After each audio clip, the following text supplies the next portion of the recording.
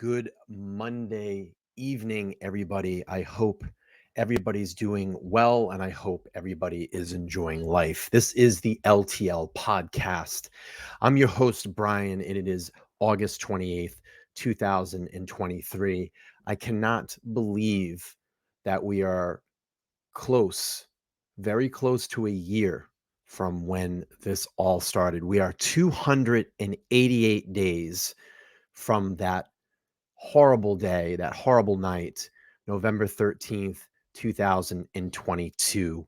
And I thought that it would be a good time now, as we know where we are in this Idaho 4 case. It'd be a great time to look back and review and reflect. I didn't want to use the words look back because I've done that. We've done that before. We did that in April.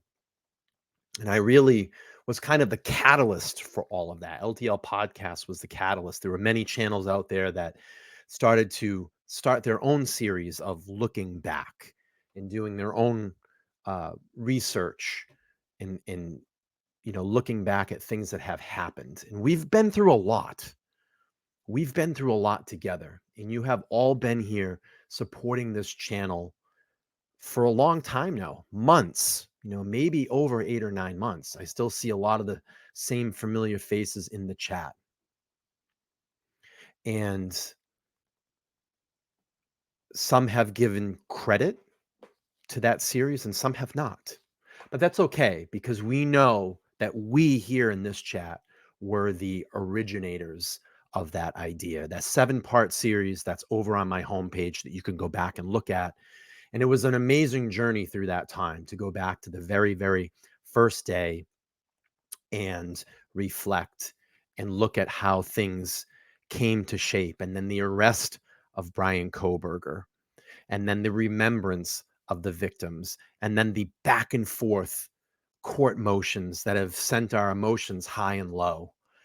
And many, many sleepless nights that I've had following this case, reviewing this case, researching this case, sorting through the truths, sorting through the lies, sorting through the conspiracy theories. We've all done that together.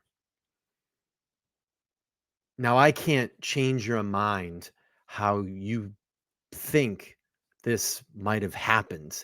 I can't change who you are, what your thoughts are. And there are many here in this chat that agree, and there are many in this chat that don't agree. But we continue to come here together and, again, review and reflect. And we've built such an amazing community just based around finding the truth in this case. And we will keep going on. And we're at a very pivotal point right now where things may come to a stop for quite a while. And it's a shame because we all want justice in this case. We want justice for the 4 victims, Kaylee, Maddie, Xana, and Ethan. And we want that as quick as possible. So there is transparency in this case. So the evidence does come to light. So the curiosities go away. And we understand the most critical connections in this case. There's 2 things that have always bothered me. And there's 2 things that I need to know. And those are probably 2 things that you all want to know as well. Because these are the most, I believe, sought after questions that we need answers to. 1, what is the connection? And 2, what happened in that house? Now, my friends, we may never know the second part to that. We may never truly know because we were never, and we would never, ever be in that home when this happened. But number 1, we may get all of the details of that. And then there will be the details that will come out for part 2. But we were truly never there. And it will be an interpretation of what happened based on the facts and evidence in this case. And the only people that will ever know, and unfortunately 4 of them have passed. And there's two others that are in that house. And then the alleged murderer, Bryan Kohberger. So what I want to do this evening with all of you this evening is let's review and reflect. And I did some research, and what I want to do this evening is take us through some video and some news reporting that happened within the first couple of weeks. I believe that I have found the very first broadcast of this case, the very first public broadcast of this case. But what I want to do first is I want to just bring up where we are now. And I have an article here from Fox News, and it says Idaho students, murderers, Kohberger's legal team asked judge to ban cameras from the courtroom. Now, my argument here with all of this is that we need complete transparency in this case. We need everything documented. There has been so much speculation in and around this case. There have been so many theories in and around this case. And frankly, I've been tired of it. We need the truth. We need the truth. And we need those cameras in that courtroom so we can understand everything. We can understand that how the judge is going to react, how the lawyers and the attorneys are going to act, how Bryan Kohberger is going to act, how the families are going to act. We need to know everything. We need to see everything. And banning cameras in this courtroom is not going to stop this trial. It's not going to stop what happens on social media. It may stop things like what's put out there. It may start more conspiracy theories, and we don't want that in this case anymore. This case needs to be transparent, and this case needs to be truthful. But the actions that are going on to hide things from the public, this needs to stop, and it needs to be out there. And I'm sorry, I don't feel bad for your client that he's intimidated that cameras may be on him. I don't feel bad for your client that the camera may pan back and forth, or something may get posted on a social media site, or YouTube videos are made, or news reports are said. That's what we're here. We're here to report. We're here to give back to the people, to have a source of information, to give our opinion, our interpretation. Okay. So let's look at this article here. This is from Fox News. Kohberger's lawyers argue that the continuing use of cameras in the courtroom could taint a possible jury pool. Could taint. Not will, not want to, could. Bryan Kohberger's legal team is asking an Idaho judge to ban cameras from the courtroom for the remainder of the proceedings, arguing that the operators haven't followed a directive to avoid focusing strictly on the quadruple murder suspect. His lawyer, Ann Taylor, made a motion to remove cameras from the courtroom Friday afternoon.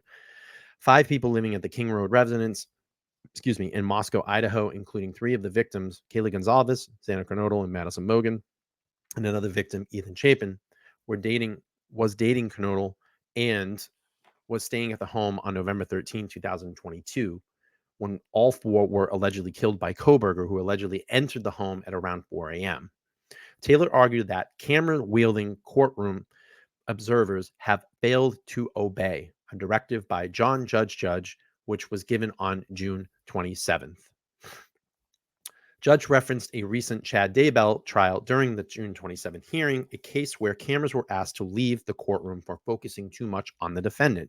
Judge said cameras in Moscow courtroom need to show a wide shot of the courtroom to avoid focusing strictly on Kohberger in order to stay for the rest of the proceedings. Taylor cited Fox News Digital's reporting on Friday's filing. Kohberger's lawyer argued the press observers have thus failed to comply with the court's direction, as continued publications of images such as those shown below continue to the present day, citing 3 pictures made available by Reuters and the Associated Press. Here are those 3 photos.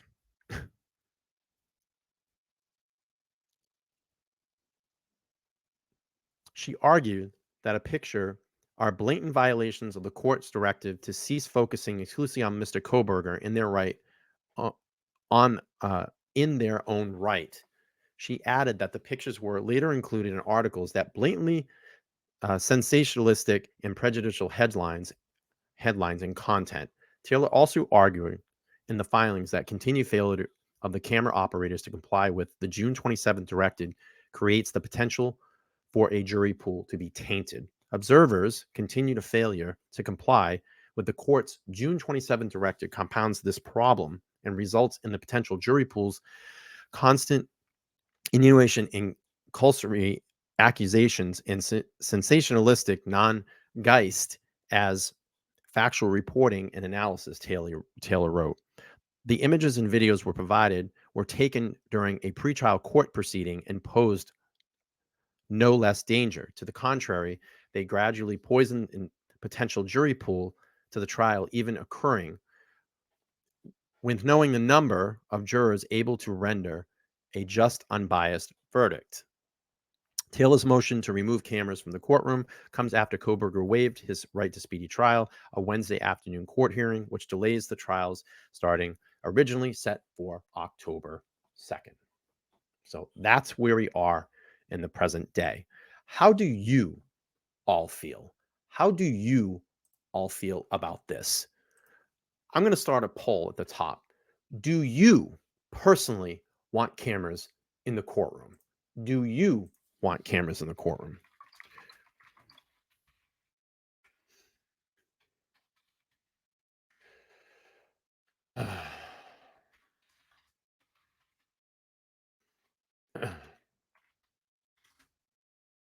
Okay, let me put this up here and then we're going to get to first video. And I believe this is the first reporting of the Idaho case. I did a lot of research today. This is from Crem 2. And I believe this was the first on-site reporting of this case. Okay, poll is at the top. I'd love to see your votes. Let's watch this here. Now we do want to get right to some breaking news this morning out of Moscow. As classes are canceled for the University of Idaho today following the deaths of 4 students. Nicole Hernandez live in Moscow right now. Nicole, you've been there for an hour or so now. What are you hearing from police this morning?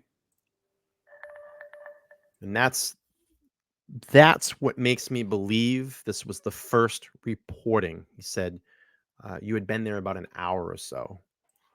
So, Tim Channing, what we know right now is that police do still have this house here blocked off with crime tape, investigating here. We have one person also kind of manning the scene, making sure nobody messes with the area. But what we know is yesterday, this house right here is where police found 4 bodies. And later that day, University of Idaho confirmed that they were U of I students there. So take a look at this breakdown here of the timeline that we have of how things happened. About 1 p.m., we heard reports of a homicide investigation near the college campus. An hour later, the school put out an alert on social media. It said Moscow PD is investigating a homicide on King Road. They asked the community to stay away from the area and shelter in place as a precaution. Around 3 in the afternoon, Crem 2 arrived in Moscow. Neighbors said most people living in this area are part of U of I Greek life or are students. At around 5 in the evening, the Moscow Police Department confirmed they had found 4 people dead. But it wasn't until late that night that they confirmed the victims were students. The University of Idaho also said Moscow police do not think there's any act. Hang on here. I just want to go back.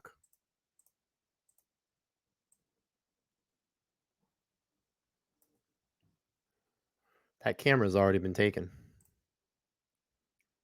Remember the light bulb camera? It's already been taken.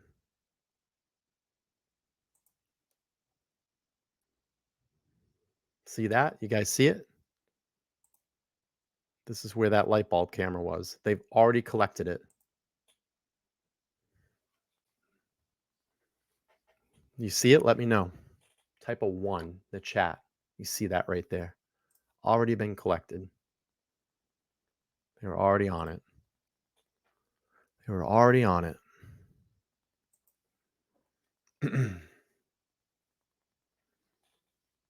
Let's see what you all think. See that? Mine sees it. Already on it. Look at that. Already taken for evidence. That's probably why they were going back and knocking on this door. Talk to these residents. Let's just back this up a little bit more. The police department confirmed they had found 4 people dead, but it wasn't until late that night that they confirmed the victims were students. The University of Idaho also said Moscow police do not think there's any active threat at the moment as they continue their investigation. And that's what I say is that when we go back to review and reflect, you see things that you know of now because we've gone through almost 9 months already. So now these things are fresh in our head and we can go back and look. I never even noticed that before. And it's funny, I've watched this clip probably 10 or 15 times in the last 48 hours getting ready for the show. And it didn't even trigger my mind until I looked and I was like, holy smokes, the camera's already been collected for evidence. And again, classes are canceled today for University of Idaho students. They will resume classes tomorrow. In Moscow, Nicole Hernandez, KREM 2 News. Now, last night, the University of Idaho released a statement. President Scott Green says, in part, an event of this magnitude can understandably have significant impacts on those left behind. As vandals, we must come together and lift each other up. He also is letting students know that there are several support options available, including drop-in counseling. Well, we will continue to follow this developing story here on Up with KREM. You can also find the latest information on our website, krem.com, and inside the KREM 2 app. Okay, KREM 2 doing amazing reporting through this. And again, I believe from the research that I could find, going back as far as I could, and just hearing that news station and not seeing any major news networks around there saying that I had been on scene just about an hour. So I believe that is one of the first reports, if not the first report outside the home of the Idaho murders. Okay, let's do this now and go back to the initial press conference. I haven't heard this in quite some time, and we'll review this. And then I have a couple of other videos for tonight as well. Okay, Chief Fry here speaking. The first press conference. My name is Chief James Fry with the Moscow Police Department. I'm going to be reading from my notes today because I want the information you received to be extremely accurate. We know you have questions, and so do we. That is why we're here. I'd like to thank everyone for attending this press conference. Joining me today is the Latah County Prosecutor Bill Thompson, University of Idaho President Scott Green, Provost and Vice President Tori Lawrence, University of Idaho Dean of Students Blaine Eccles, Latah County Sheriff. No disrespect to the presser. I'm just going to speed it up when he starts to actually talk about the case here. This was a horrible crime that took. The police department would like to extend our condolences to all family members, friends, the University of Idaho, and the Moscow community. This was a horrible crime that took the lives of Ethan Chapin, Xana Kernodle, Madison Mogan, and Kaylee Goncalves. This horrible crime has affected all of us, the families, the University of Idaho, our community, our country, and our officers. Agencies that are involved in this task force include Latah County Sheriff's Office, the Idaho State Police, and the Federal Bureau of Investigations. As we continue our investigation, we have learned that Ethan and Xana were at a party on campus, and Madison and Kaylee were at a downtown bar. They arrived home sometime after 1:45. If anyone in our community or across our nation has any information about these times or the victims' whereabouts, please call our tip line at 208-883-7180. The facts of the case that we know right now. We know that these homicides occurred in the early morning hours of Sunday, November 13th. Around noon, Moscow officers received a call of an unconscious person. Officers discovered the bodies of Ethan Chapin, Xana Kernodle, Madison Mogan, and Kaylee Goncalves inside the residence on King Road. The four were stabbed with a knife, but no weapon has been located at this time. There was no sign of forced entry into the residence. Investigators are continuing to collect evidence at the scene. Investigators are working to develop a timeline for relevant events. Autopsies are taking place today on all the victims, so we can continue to gather evidence and solve the crime. Investigators are working to follow up on all leads and to identify a person of interest. Based on details at the scene, we believe this was an isolated, targeted attack on our victims. We do not have a suspect at this time, and that individual is still out there. We cannot say that there's no threat to the community, and as we have stated, please stay vigilant, report any suspicious activity, and be aware of your surroundings at all times. What we don't know, the identity and location of the suspect. I'm going to stop this for a second. It's just really crazy to go back. I mean, I haven't watched this in, what is this, almost 9 months? To go back and just really review this and reflect on it again. It doesn't feel real, because it's just been so long. And to hear, now we're going back in history. We've already been here already. We're now here, and now we're going back and looking. And what we know now, where we are now in this case to where they were, I mean, they really didn't have any clue. They had just basic evidence at that point. And it's just frightening, absolutely frightening. The location of the knife or any clothing that was worn by the suspect. Currently, we have 25 plus investigators working this case, as well as assistance from the Federal Bureau of Investigation and the Idaho State Police. We're reviewing video that has been collected, but we are asking citizens to contact us with any information you may have that will help in this investigation. Once again, we're asking anyone with a tip to call the tip line at 208-883-7180. At this time, I would like to introduce the University of Idaho President, Scott Green.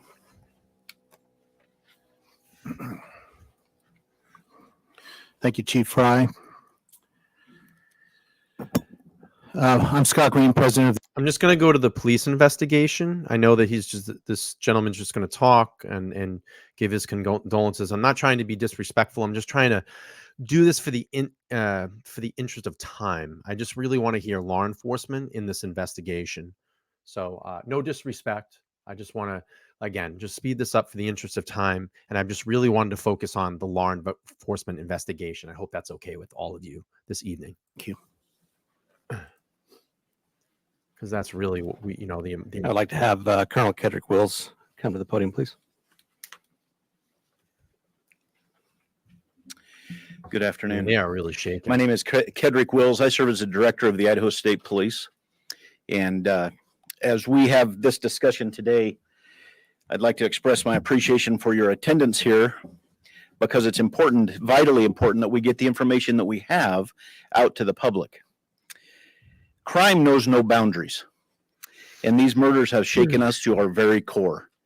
You heard the university president as well as the chief of police talk about this small community, and it's a very close, tight-knit community.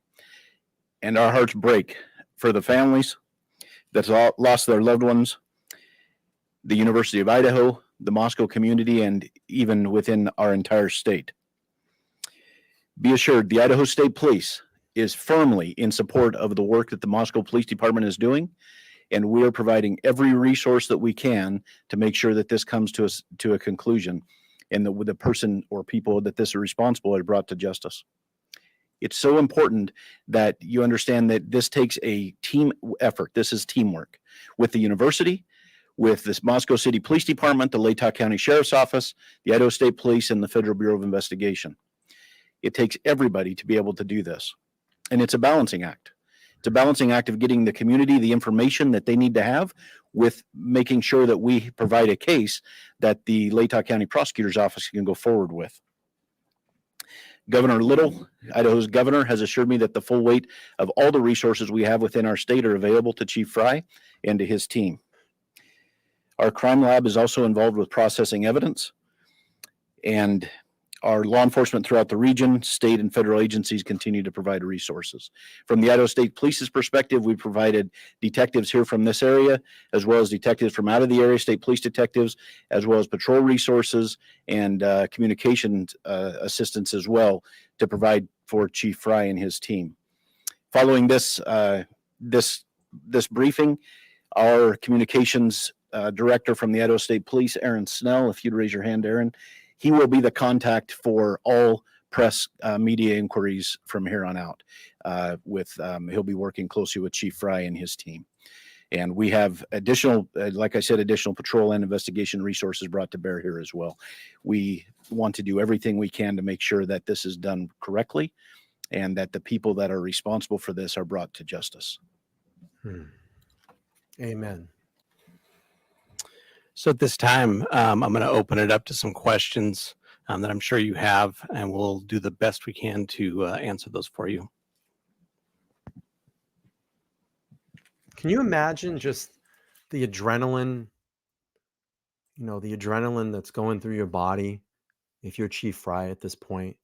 You have to get up and do this announcement of this horrible crime that happened. You're still in an active investigation. Everybody's coming at you with 9 million questions.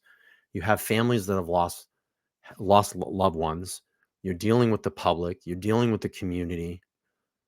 Your blood pressure must be through the roof.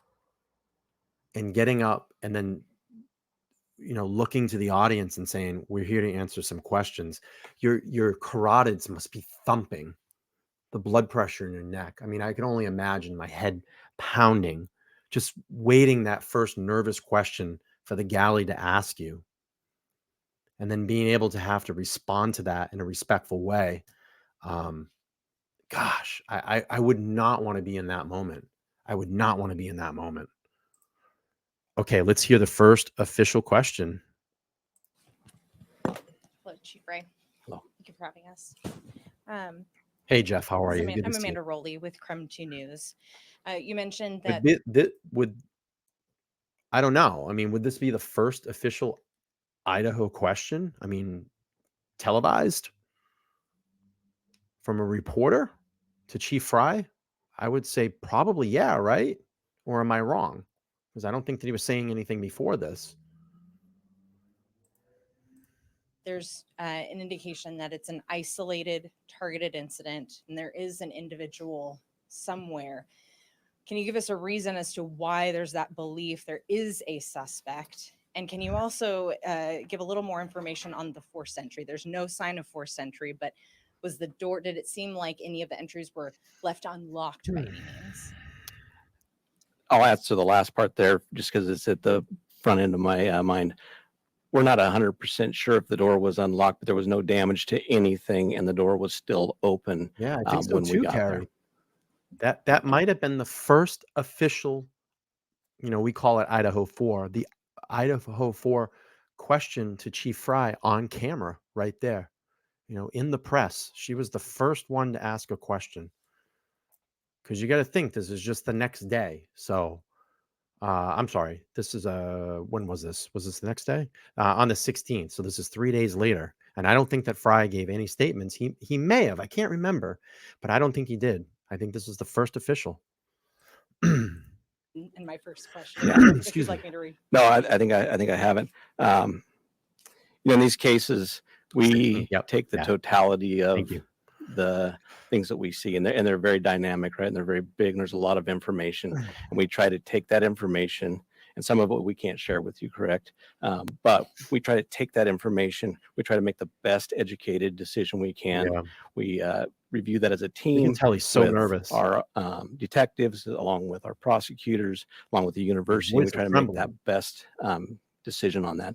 So we, at that time, believe that there was a threat. And our goal is to provide safety for this community. That's why we're bringing in the resources we're bringing. We want a close to this, and we want to do everything we can to let the people in our community know that we care.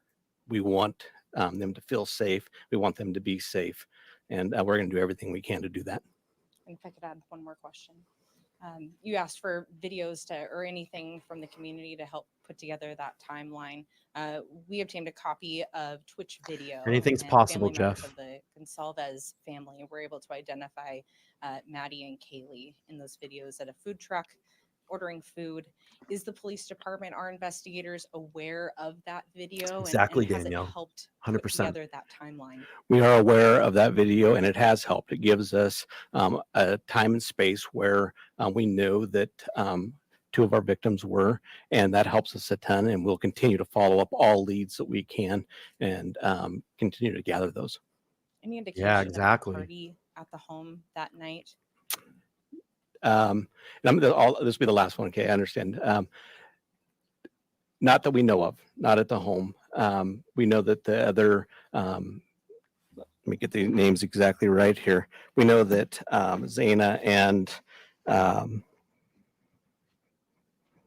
Ethan were at a different party on campus. You got to think, like, look, I can't give Fry shit for this. And I know a lot of people have given him shit, like, oh, we should have show their names. Like, look, he's nervous. I mean, this is, I won't even say probably, this is the biggest case of his life.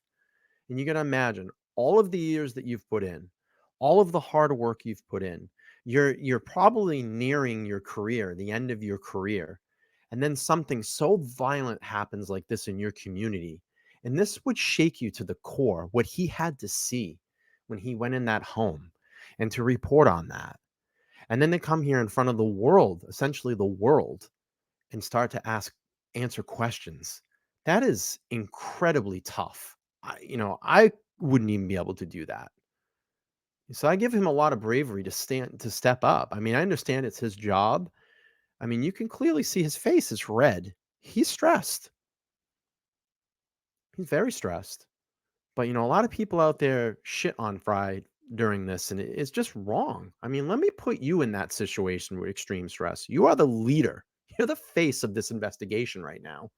This is all on you. And then you have to get up and give a statement and then answer questions. A lot of questions. All right, let's keep playing through. But that timeline will still help us if other people know about that. Thank you. Chief Wright, John Webb with KHQ. On September 12th, there was a vandal alert that was sent out about a potential stabbing threat on Paradise Path. Does this have any connection with what we've seen so far? Not that we know of it, but we're following up every lead. Every piece of information we get, we are following up to ensure that nothing has gone unturned. We want to have the individual identified, who is the suspect of this eventually. So we are literally looking into every aspect of everything. And you guys have said repeatedly that there's no threat to the public, but we don't know who the suspect is. We don't know where he's at. How is there no threat to the public at this point?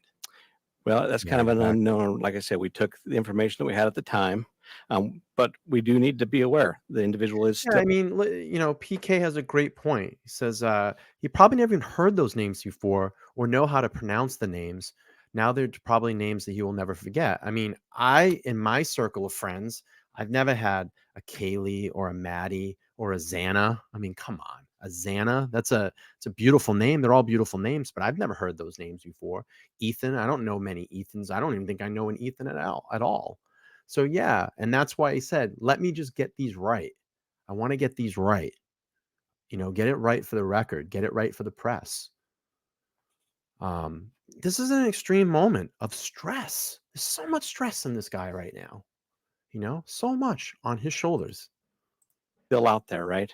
We need to be vigilant. We need to watch out for our neighbors. We're a community policing community. We've said that for years, and it's a community that watches out for each other. We need to continue to do that until we can close this off and make an arrest. Yeah, I know, right? Why has there been such limited information over the past couple of days? I mean, we're almost 4 days into this. Why has it been so limited? Yeah, it's a difficult. We have a lot of information coming in. And, we have tried to push out some information through press releases. But the reality is, I probably should have been standing here a day or so ago, but I'm here now. We're going to continue to be here. We're going to continue to give you the information we can. We care about this community. I care about this community. I've worked here for 27 years. 27 I years. want this community to be the safest community around. So The mayor's called it a crime of passion. Is there any indication that that's true? we're looking into every aspect of this. I'm not going to stipulate whether it's one thing or another. We're going to continue to investigate until evidence will get that. So Okay. One last question, if I could, Chief. Have we looked at any boyfriends or any ex-boyfriends, any spouses as a potential suspect? I will tell you, we are looking at everyone. Every tip we get, every lead we get, there's no one that we're not going to talk to. There's no one we're not going to interview. There's no one that we're not going to look into. And we're going to do our due diligence. Susie, we're how going are to you? make sure that nothing Good to goes see you. unturned, and that Good we evening, Giovanna. do everything we can with the Nice to assistance see of you all here. the resources we have to get a final answer. Thanks, Chief Fry. So there were, sorry, I'm Emma Epperly with this Books Hi. Interview. Hi. So there were other roommates who lived at that residence. Were the roommates home at the time of the attack? There was other people home at that time, but we're not just focusing just on them. We're focusing on I don't remember hearing that, right away. I heard that kind of like weeks after, about Bethany and Dylan, from what I remember. And then when I heard that, I was like, oh my God, there were other people home. And automatically, what did you go to? Well, they had to have been involved. It was them, I bet you this. I mean, there was a lot of that going on. Still is a lot of that going on. everybody that may be coming and going from that residence. So since they were home, was it a hostage situation? No, it was not. And then they didn't call it into police. So were they injured? They were not injured. But like I said, we're still Very following up with nervous. everybody that could have been in that area. And how can you say it's a targeted attack if you don't have a suspect? Like I said, we take the totality of the situation. We try to make the best bit of information we can with everything that comes in, and then we make our decision off of that. So at this time, I'm not going to expand upon that. But like I've said, we do have a suspect out somewhere, and we are looking for that individual to solve this. Hi, Rachel Sun, Northwest Public Broadcasting. I just want to clarify Remember something when you we said wore masks? earlier. Over the past Wow. couple of days, the information that we've been getting is there's not a threat to the public. Yeah. And then earlier I heard you say you can't be sure that there is no threat. I just want to Remember when we clarify wore what, masks? Wow. your stance is on that at this time. That's crazy. So we still believe it's a targeted attack, but the reality is there's still a person out there who committed 4 horrible crimes. So I think we got to go back to there is a threat out there still, possibly. We don't know. We don't believe it's going to be to anybody else, but we all have to be aware of our surroundings and make sure that we're watching out for each other. Yeah. Okay, and then one other follow-up. I know you said excuse when the me. call Oof. came in, it was for an unconscious It's November person, and also 16th, that was a Jeff. stabbing. So 3 It days seems, after. just from an outside perspective looking in, like that would be not the first thing a person calling in would think. You're right. But the report that we got was that it was an unconscious individual. It wasn't until Thank you for the our 50 officers upvotes. arrived That's on scene, amazing. Thank you. went in to do. Hopefully we can get our over the EMG 100 check on the 100 individual mark who was tonight. That would be unconscious, great. we found the scene that we found. Okay, thank you. Yeah. Hi, Heather Roberts with ABC News. Just to follow up on what she asked. So the other 2 roommates. I'll go back. Let's see what. Type in the chat. I'd love to hear, because I was kind of picking up on a couple things too. Lady P, type in the chat what you're trying to get at, what he just said. Why don't you type that? I'm going to back up a little bit so we can listen again, because I know I was talking a little bit and I apologize. But type what you want us to listen for, and then we'll do that. Yeah, still wearing. Yeah, I think you're always going to wear a mask in the hospital now. Yeah, Yeah, lady, type that and we'll go back and listen because I apologize. I was talking, but we'll wait for her chat to come through. I'm gonna open up the chat a little bit more so it's just a little easier to chat. Give me like 2 seconds. I'll take off the delay because we don't have too many people in here tonight, but that's okay. We can still hang out. Let's get rid of this. And then if it heats up, I'll put it back on. We'll do that for now. Open it up so everybody can chat easier. So supposed to stop the video. If you're gonna talk, sorry. Please stop the video if you're going to talk. Sorry, we can't hear. Right. I wonder if Brian ever Googled how to stab. He said, all right, let's see. Lady P says he said something about one person basically and something else. Yeah, I heard that as well too. And that might be just a tactic at this point because, to put out there and just kind of ease the community a little bit and just so they don't think multiple people are out there because really at this point they didn't know. So probably by default, you just say one person, but we'll go back and listen again. All right, let's listen to this. There's still a person out there who committed 4 horrible Right on. crimes. So I think we got to go back to there is a threat out there still, possibly. We don't know. We don't believe it's going to be to anybody else, but we all have to be aware of our surroundings and make sure that we're watching out for each other. Okay, and then one other follow-up. I know you said when the call came in, it was for an unconscious person, and also that was a stabbing. It seems. Yeah, and you got to think though too. Carrie says, I believe they were just as lost as we were. I mean, figure this: 3 days have gone by, 4 horrible murders. What did they say? They got like over 10,000 tips. So immediately when that happens, you put the tip line up, you're getting 1 million phone calls. You know what I mean? It's just hitting and you're getting all this information, and who knows? 10,000 tips? Maybe someone did know something. Maybe they did have a general idea. We don't know, but we're going to find out at trial. I just still think it's very, very interesting looking at that first news press conference that not the press conference, the news report that I played very first. The neighbor's camera was already gone. They had collected for evidence already. So they already had that video. They already had the video of the white Elantra pulling down that street. And that was the very next day, that camera already.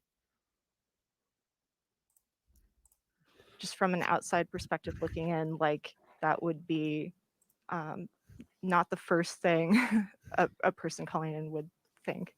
You're right. But the report that we got was Exactly, it was Brad. an unconscious individual. Yep, good point. It wasn't until our officers arrived on scene, went in to do. Okay, let's back this up because this is important. Came in, it was for an unconscious person, and also that was a stabbing. It seems just from an outside perspective looking in, like that would be not the first thing a person calling in would think. You're right. But the report that we got was that it was an unconscious individual.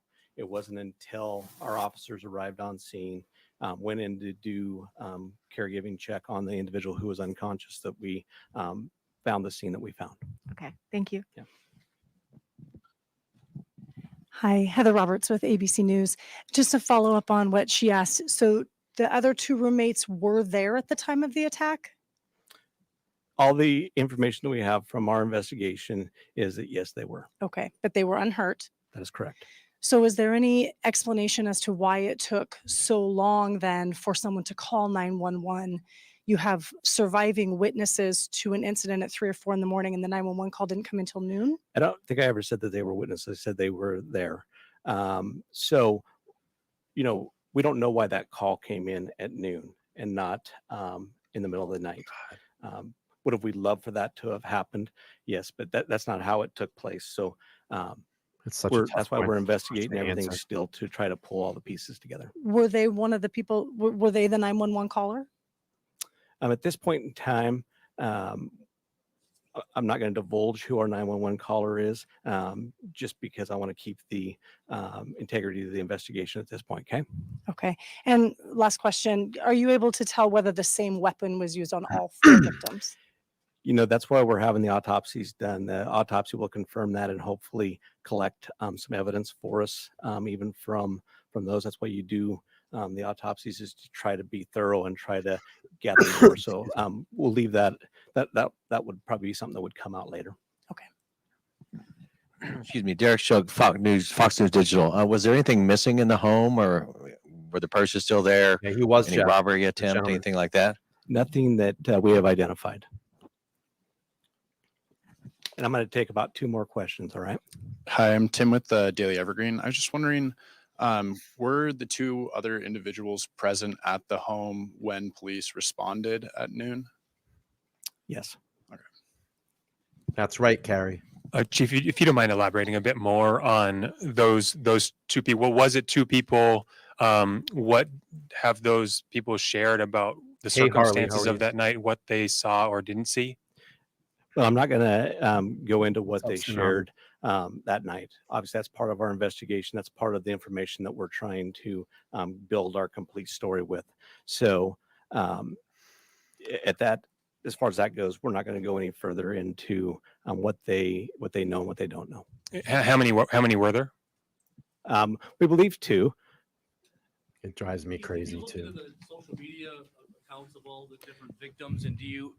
We understand that one may have had an account linked to her Instagram account. Have you looked into those accounts? Have you seen any sort of threats made to any of the individuals? So we are looking at all resources. You know, we got, like I said, the Federal Bureau of Investigation helping us. We got our detectives, our forensic detectives looking into that. We're trying to pull this whole picture. We're looking at everything that we can look at, social media, etc. So to answer your question, yes, we are. Were the victims all found in one part of the house? I'm not going to divulge that either. That's part of our investigation. And at this time, I'm going to go ahead and close this off. But if you'd like to, if you have any questions for the university, we'll open that up at this point in time. Okay, I'm gonna go because I just wanted to hear Fry talk. No disrespect to the university, no disrespect to the rest of this press conference, but for the interest of time, that's really what we came here for. We wanted to hear Chief Fry speak, get a little bit of refresher as to how he was doing at that time and the questions that were asked. So I'm going to leave this press conference here. Again, no disrespect in any way to the process, but again, we wanted to just see what Fry had to say at that point. Okay, so we're going to leave the press conference there. And I found another video from November 19th, and it's from CREM 2, which did amazing reporting during this whole case so far. And this is going to give us an idea of the in-depth look at the first few days of the investigation. All right, let's take this away from CREM 2. And again, these are videos that I went back and really looked through the archives, things that I haven't seen people play yet. And I really wanted to focus in on that and find videos that we haven't had a chance to maybe look at. And again, if you have, then that's amazing. I personally have not seen this yet, and I'm really excited to watch fully through it. I skipped through it a little bit today to get some context, but CREM 2, amazing job reporting on the Idaho case. I'm gonna kill the sound here, just so I don't get whacked with a. I'm gonna just copyright.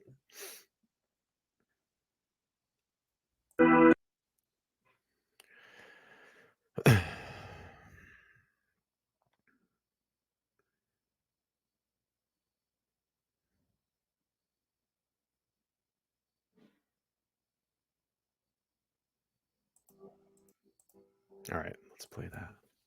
This is a great. I've been here in Moscow on scene since about 3 p.m. Since I've been here, I've watched Moscow police cars come in and out of this neighborhood where officials found 4 people dead. I mean, they were really the first reporting. And there is that iconic picture. I mean, I couldn't even have paused it even better.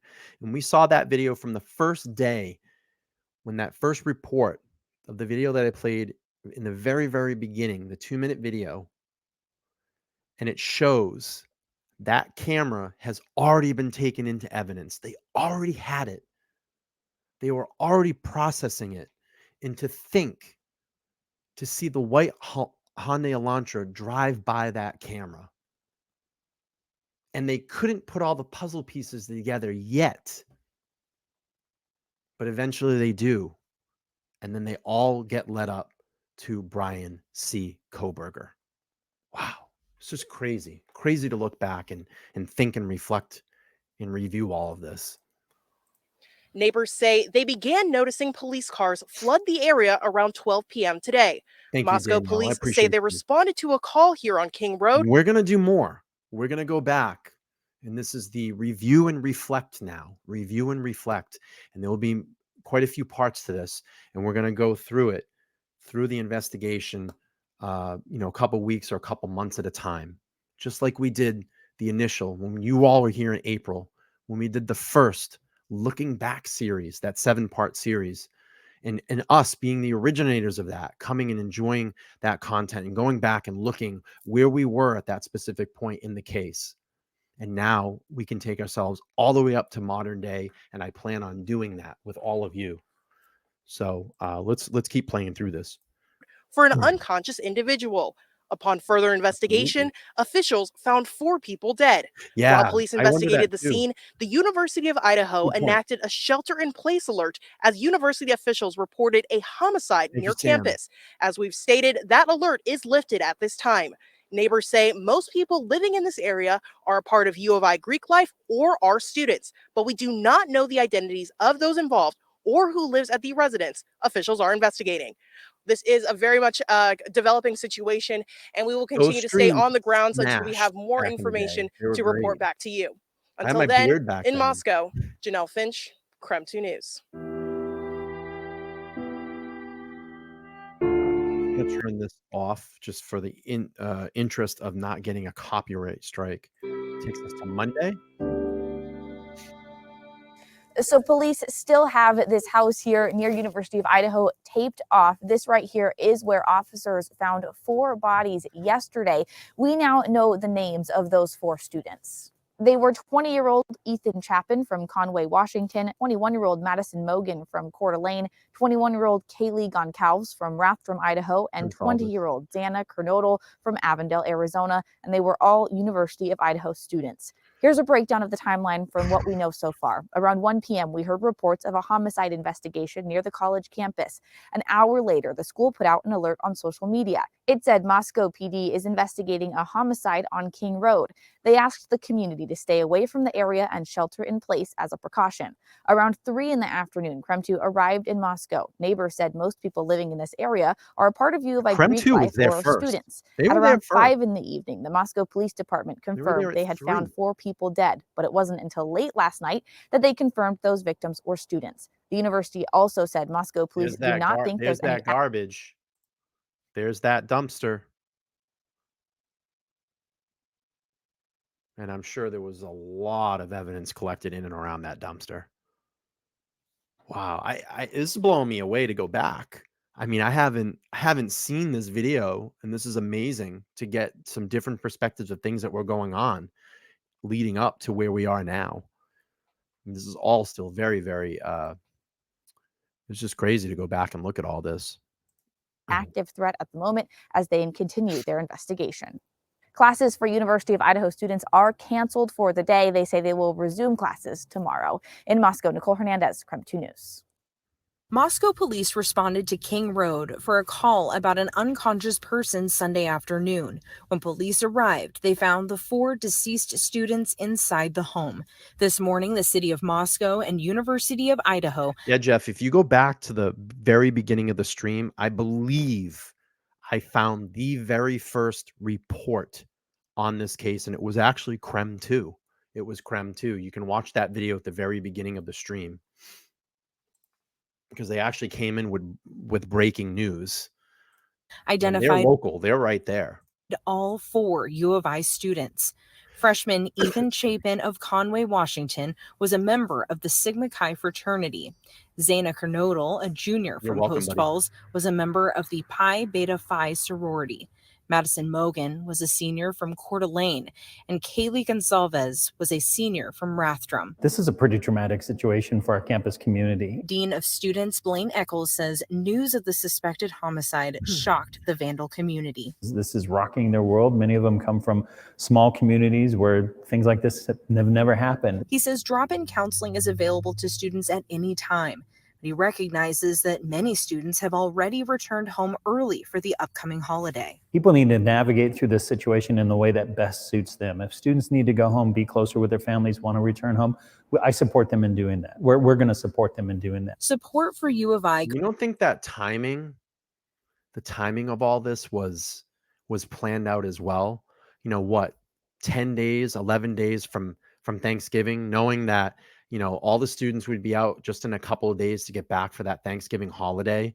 You would have so much confusion over the first 3 to 5 days. And then that would give, you know, it would just give enough time to get away and basically hide. I mean, it's perfectly planned out. Goes beyond the university campus. Businesses throughout the city of Moscow are offering prayers and thoughts for the Vandal community. And because Moscow is a tight-knit community with a strong relationship with the university, this response isn't a surprise to Mayor Art Bettage. I feel very badly for them, and not just for the victims, but everybody else who's a friend and associate with those people. He told me he was shocked by the news about what he's calling a senseless act of violence. This is stuff that shouldn't happen, especially in a small, quiet town like Moscow is, where we're heavily involved with the university. And these are things that affect not just town, but the university, the students, lends everybody to a sense of insecurity about what's going on here and why. And it's a very tragic and sad situation all around. I'll send the link. In speaking with Kaylee Gonzalez's mother and sister, they tell me Kaylee was a strong and passionate go-getter. She even already had a job lined up in the tech industry after graduation. Kaylee was one of 5 Gonzalez's children. She graduated from Lake City High School, the same school as Maddie Mogan, another victim. Kaylee's family says the two were especially close, and Maddie was a part of their family as well. Kaylee's oldest sister, Olivia, shared a statement on behalf of the Gonzalez family. It reads in part, "Kaylee was, is, and always will be our defender and protector. She is tough and fair, the ultimate middle child. She did absolutely everything she set her mind to. There you go, She Jeff. didn't hold back on love, fights, or life. Kaylee was the ultimate go-getter and constantly wanted an adventure." We still have a lot of questions about what happened. Also looking for answers. Again, I think that is, from what I can research, and listen, I'm not 100% correct on it, but from what I can research, and in my opinion, that first video I showed from CREM 2 was the first official report on Idaho 4. And that's, believe, is that video that I just dropped the link. Answers is Kaylee's family. Kaylee's sister, Olivia, asked the public to stop spreading rumors about what happened and wait for the facts from police. We are continuing to ask our own questions and will continue to bring you updates as we get them. In the studio, Janelle Finch, CREM 2 News. Ethan, and I just want to thank everybody for coming into the chat tonight. You all been great so far. And, you know, again, you know, it's good to go back where, you know, like I was saying in the beginning of the stream, where we've were and where we are now, and review and reflect and go back and take in this information again and process it through all of what we've gone through in the last, 9 months, and being able to put some more pieces back together, or maybe recall something that you may have forgot. Because I'm starting to remember a lot of things that I did forget when we go back and look at this. So it's always good to go back, review, and reflect. And that's what I'm calling this series. We had the first series that we started here back in April, the looking back, but now this one is called Review and Reflect. All right, let's keep going. Chapin, his brother and sister all grew up here together. They went to school here together, and together they enrolled at the University of Idaho. 3 inseparable siblings, now torn apart. You just couldn't ask for better kids. Awful. Dave Hayton considered Ethan Chapin family, all the Chapin kids actually. He and his wife watched them grow up in their Conway neighborhood. They'd come over for fudgesicles from the basement freezer.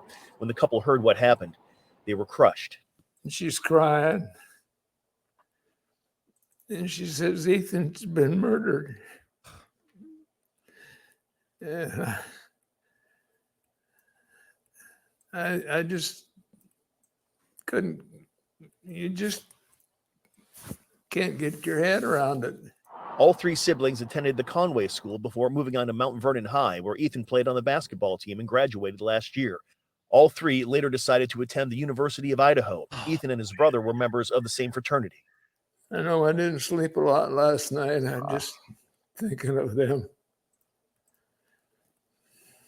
Heartbreaking. We had some good times together.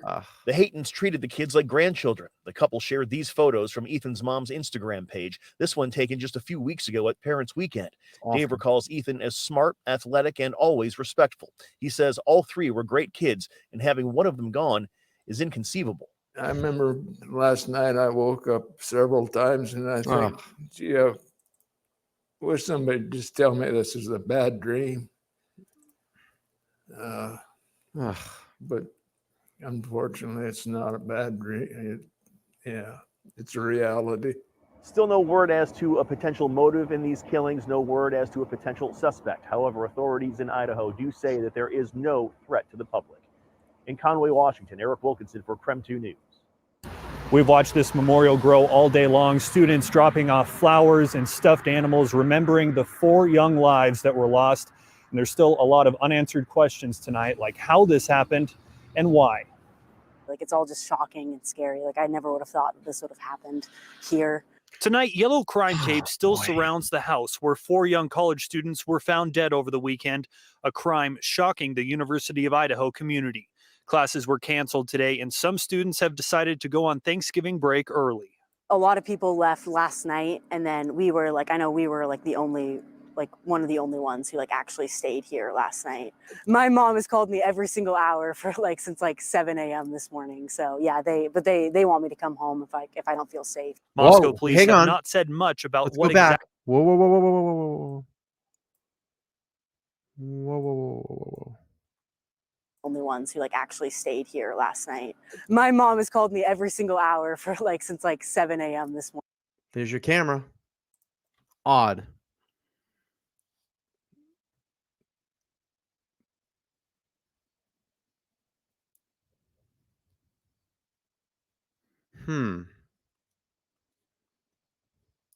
Now I'm just wondering when that camera was collected, because in that first initial video we saw it gone. So this probably is very, very early. Interesting. Morning. So yeah, they want me to come home if I don't feel safe. Moscow. They had that camera collected within the first couple of days. They had that camera. Now I want to know when the time was of this.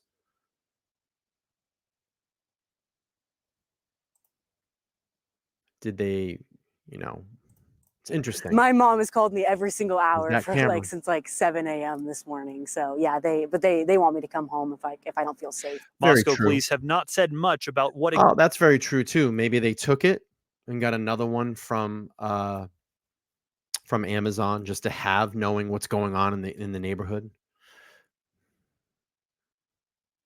Yeah, I didn't see it in his hand, but we did see it. If you watch that video, Jeff, the link that I dropped, watch the video. You can see them go up to the door, and you can see the light. The camera is gone already, and that was fresh on the first day of the investigation. Exactly happened, but they have released the names of the victims. 2 of them, Zana Kernodle, a junior from Post Falls, and Madison Mogan, a senior from Coeur d'Alene, were servers at the Mad Greek restaurant in downtown Moscow. The restaurant posted on Facebook saying the 2 brought so much joy to the restaurant and all they encountered. Mad Greek is now closed, giving staff time to grieve along with the rest of the community. And the university is planning a vigil for the victims. That's taking place at 5 p.m. on Wednesday on the lawn outside the administration building. In Moscow, Kyle Simchuk, KREM 2 News. All right, I'm just going to turn this off in the interest of music.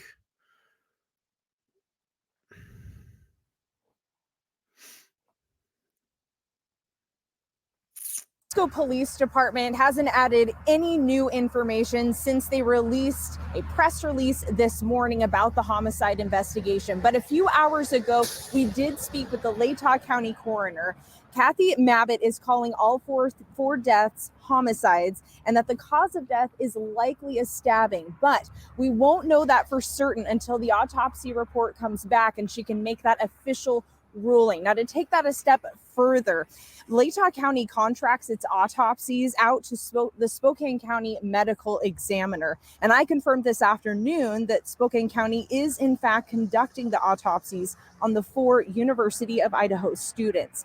Now, the Spokane County spokesperson says the medical examiner has not yet started those autopsies. Once they are done, the medical examiner will forward her recommended findings to the Latah County coroner. And the Moscow Police Department or the Latah County coroner will release the official ruling. Now, this afternoon, when we talked to the coroner, she described a gruesome crime scene. Yeah, absolutely. And again, I think these are videos that I found that haven't really been watched a lot on streams. And like I said, Creme 2 did amazing reporting because they're right there. They're right in that area. And they did an amazing job of the reporting. So I appreciate that, Carrie. And again, it's good to go back, reflect and review and reflect and go over this knowing what we know now. And we see different things. We're going to see different things as you go back and look. Well, there was a lot of blood. It's a very sad scene. Mabbitt adds that she does not believe the toxicology report on each of the 4 University of Idaho students will be relevant to the manner or cause of death. Now, Mabbitt has been the county coroner for 16 years in Latah County. She says in that time, there have been at least 2 other multiple homicide scenes that she's been involved in. But she says this current homicide investigation is the only one she's been to where there are 4 people at one scene. Now, we are continuing to press local authorities like the Moscow Police Department, as well as the Latah County prosecutor. I have made multiple calls into their offices yesterday and today, have not got a call returned from either agencies. Now, we know there are University of Idaho students, their families, and the greater Moscow community, many of which are still concerned for their safety, even though the police department says there is no active threat to the community. So that is why we remain here in Moscow pressing for answers. And once we do get those, we'll continue to keep you updated. Reporting in Moscow, Amanda Rowley, Creme 2 News. 2 of the 4 University of Idaho students who died on Sunday, Xana and Maddie, both worked here at Mad Creek Restaurant. The restaurant has closed its doors for now, and they have also put out a memorial for all 4 of those students. Tucked inside a Main Street restaurant bench is a memorial catching the community's attention, including Annalise Mitchell. She's a sophomore at University of Idaho. I just wanted to kind of take a moment to remember them. Annalise is one of many students struggling to process the death of 4 fellow classmates. It's been surreal, devastating, horrific, honestly. Annalise knew the 4 students from the university's Greek life. When I did talk to them, they were just nothing but kind and nothing but bright and positive, and they definitely made an impact on everyone that they've met. Now, as classes resume today, many students are leaving campus. People can't even focus on their schoolwork. Like my sisters and I, we've tried to do our homework and it's not possible. Annalise says for her friends that are still here, she's just being supportive. Nothing will be the same. At least we're all here for each other and just remembering. But that community doesn't take away the pain. Just angry, honestly, because again, it's 4 people. It's 4 people that have touched so many lives and have touched my friends, and to see them in such grief and suffering, it just makes me angry. In Moscow, Nicole Hernandez, Creme 2 News. It's terrible. It's not something you ever expect to hear. Through the tears and shock, Jim and Stacy Chapin described the moment they found out their son Ethan was gone. It's not a call that you think that you're going to have to speak with the funeral home directors and the FBI and have it hit national news. Earlier this week, Moscow police identified Chapin as one of the 4 victims killed in the home just off campus. Stacy and Jim said their son was staying with his girlfriend at the house, who was also killed, Xana Kernodle. So far, police haven't released many details about the investigation, and as questions mount, the Chapins say they wanted to make sure Ethan's story was told. It's important for us to get Ethan's story out. We don't really want anybody else representing him. And it's hard to have people speaking on his behalf. So we think it's best for us to do this. He's the kind of kid that everybody wanted to be around. You know, he was just a good kid. He's a good kid. That kind to all. Didn't deserve what happened. No. They say Ethan was a triplet. He and his siblings were extremely close. In fact, they all decided to attend the University of Idaho.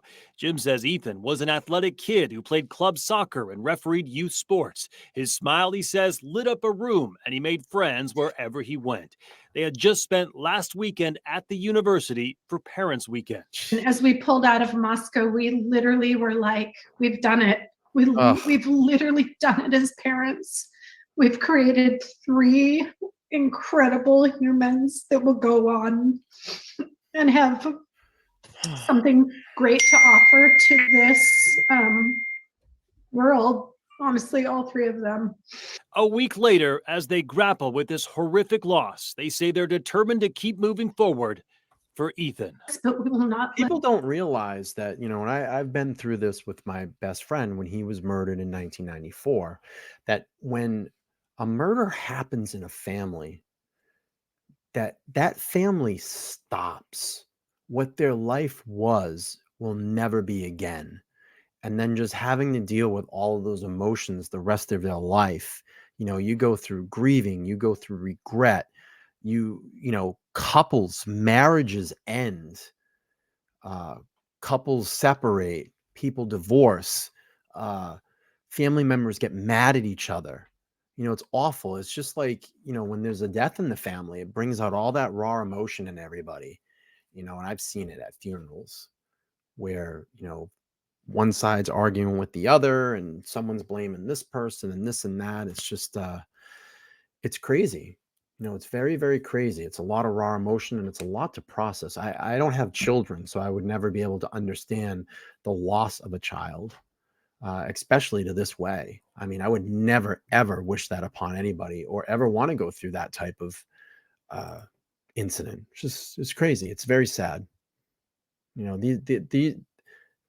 Ethan's father and mother will never be the same. They're going to look like this the rest of their lives now. How you're seeing their faces now, it's going to be very hard for them to smile. It's awful.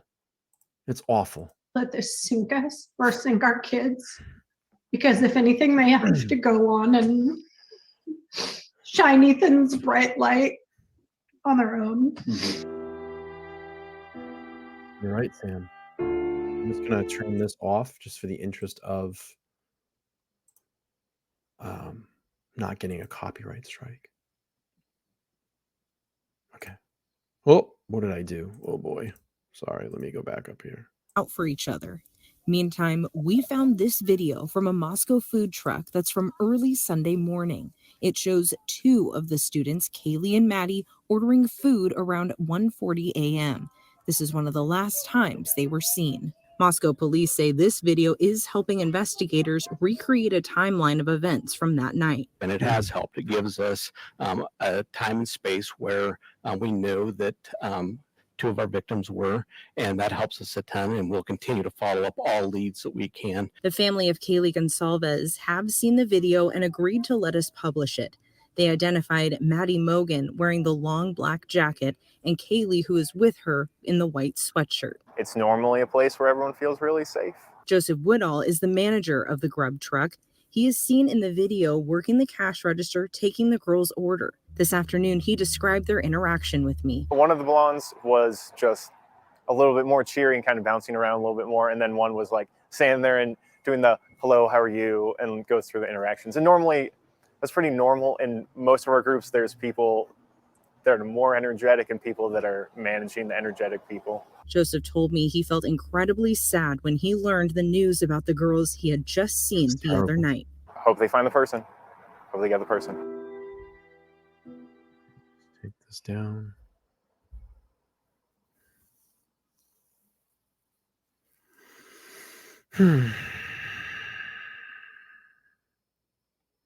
Mood at tonight's game, quite a few empty seats in the student section as well. A lot of them have gone home early for Thanksgiving break, but we talked to students that decided to stick around. They were at tonight's game and they told us they were happy the university didn't cancel this, gave them a chance to see some of their friends, classmates, and somewhat sense of normalcy. A lot of them telling us they won't feel entirely safe on campus until this murderer is caught. Basketball fans, at this time, we ask that you please stand and join us in a moment of silence for the 4 University of Idaho students that were tragically taken from us on Sunday. The names of the 4 students found murdered inside a home near campus were read aloud before tonight's game. The Moscow community still in shock. Definitely like a ghost town here. Weird seeing everyone just pack up and leave. Like many other students, Jessica Jacobs and Asha Cummings haven't been going to class and say they don't feel as safe alone or on campus as they did a week ago. The only reason we're still here is because we had a little trip planned going opposite of our homes, but you know, we've been staying together every night, trying to stay as safe as we can, but we definitely aren't going to go home early.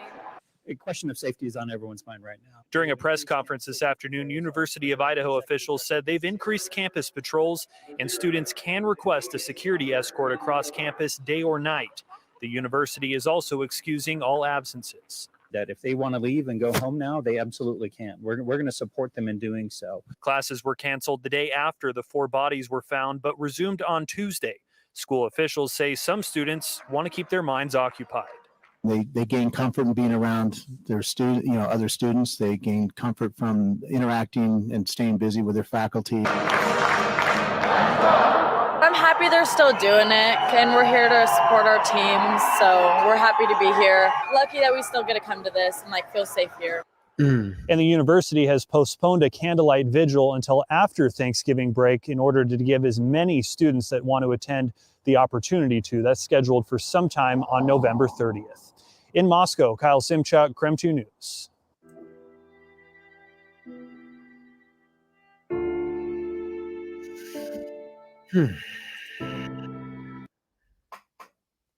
Examiner finished the autopsies yesterday and sent them over to the Latah County coroner. With that, the coroner sent out this. You can see here at the bottom of the document, cause of death, homicide, murder, and manner of death is stabbing. Moscow PD says whoever did this used a large knife. We also learned yesterday Idaho State Police say investigators think the killer got in the house through the sliding glass door. ISP says the forensic team is taking another look at the house to make sure they didn't miss any details.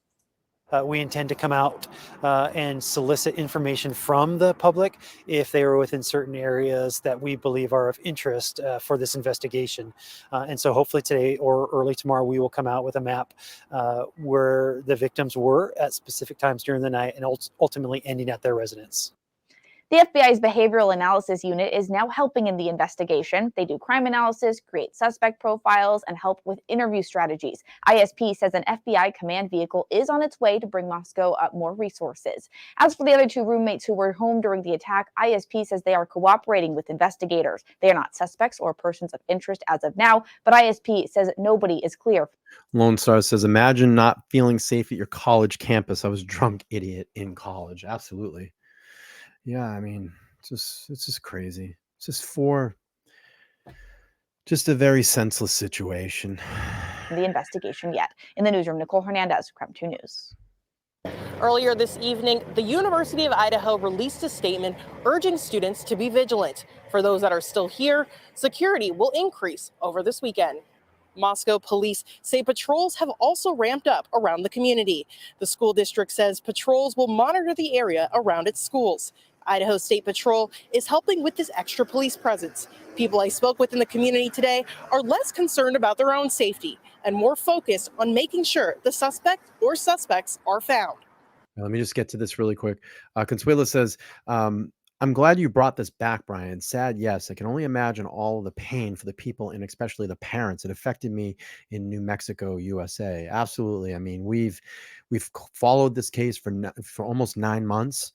You know, we're coming up close to a year, and I was talking. If you're just getting in here, we originally did this back in April. That was a catalyst for many other streams to do their kind of looking back.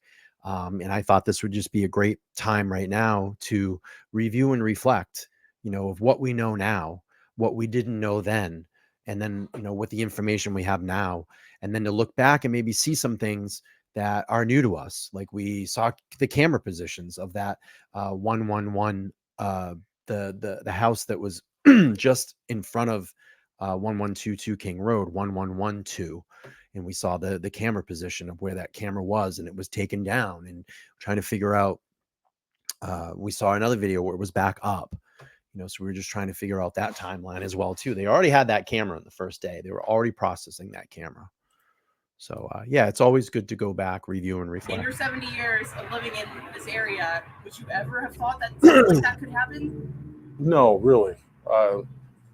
No. I definitely was shocked and a little scared, but at the same time, I do have a feeling that the person who did this was somebody that they knew. And so I wasn't personally afraid. This morning, I noticed quite a few more law enforcement just out and about.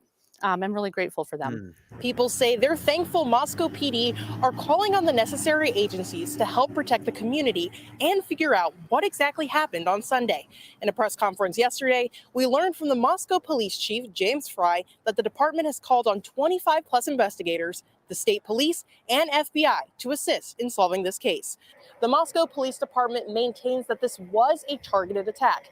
For that reason, the people I spoke to say they don't personally feel a threat in the community. But like said, the University of Idaho is reminding people here to remain vigilant and provide any and all information you can to Moscow police. In Moscow, Janelle Finch, Crime 2 News. People across the country want to know what happened inside this home and why. For those living in Moscow, there's still a lot of fear and uncertainty. And how could there not be? 4 young college students were stabbed to death, and their killer still hasn't been caught. Ever since the yellow crime tape went up, the Moscow Police Department has faced scrutiny for not providing as much information about the case as some would like to know. There's some things that only the people that were at that scene would know. And so you definitely don't want to release that information to the public. Gary Jenkins is the former chief of Pullman Police and now serves in that role for the WSU Police Department. He says sharing details is a balancing act, keeping people safe and informed without compromising the investigation. Just trying to make sure that when detectives go out and interview people, it's based on what they know, not what they've heard on the news. The University of Idaho told students this week they could go home early for Thanksgiving break if they didn't feel safe around campus, and many already have. Again, I tried to look for videos that maybe we have not seen yet. A lot of the Creme 2 videos didn't really get as much play because everybody went to mainstream media. So I wanted to go back and look at their perspective. I mean, they're right in and around that area. So they were really the first local team that was on scene there. And they've done these amazing montages to really go back and look through. Montage. And says that could pose a challenge for detectives trying to interview witnesses. It was for him during the hazing death of Sam Martinez, which also occurred right before Thanksgiving break in 2019. Most of the witnesses left town, and that's the type of investigation you need to have a one-on-one in-person interview. And so it does, I hope you're feeling definitely complicate you're hanging that out. investigation. Jenkins says the answers all of us want could take time. They're trying to juggle a lot of balls in the air right now, particularly with 4 victims. It's going to be a very complex crime scene. It's going I don't know why that just made me laugh, but it just made me laugh. I'm sorry. A complex investigation. New details are emerging in the stabbing deaths of 4 University of Idaho students. Tonight, the Latah County coroner says the 4 students were likely asleep. Some had defensive wounds, and each victim was stabbed multiple times. Authorities found no sign of sexual assault. Moscow police say at this point in the investigation, they do not believe the 2 surviving roommates or the man seen standing near a local food truck were involved in the murders. Police also addressed rumors swirling online claiming the victims were gagged and tied, saying those are not accurate, and the identity of the 911 caller has not been released. Detectives say they've received nearly 500 tips, which are being processed, investigated, and cleared. 38 people who may have information about the murders have been interviewed. The whereabouts of the killer and the knife used are still unknown. Detectives seized the contents of 3 dumpsters on King Road to look for evidence. Police have also gone to local businesses to see if anyone recently purchased a fixed-blade knife. Anyone who saw something suspicious, has video surveillance, or can provide relevant information about the murders is asked to call the Moscow Police Department. Investigators are still trying to piece together where the 4 Susan Wood with a $9.99 super sticker. It's the #1 fan. Well, thank you, Susan. We appreciate you. And listen, we're your number one fan. Thank you so much. Cash, homie. Thank you so much.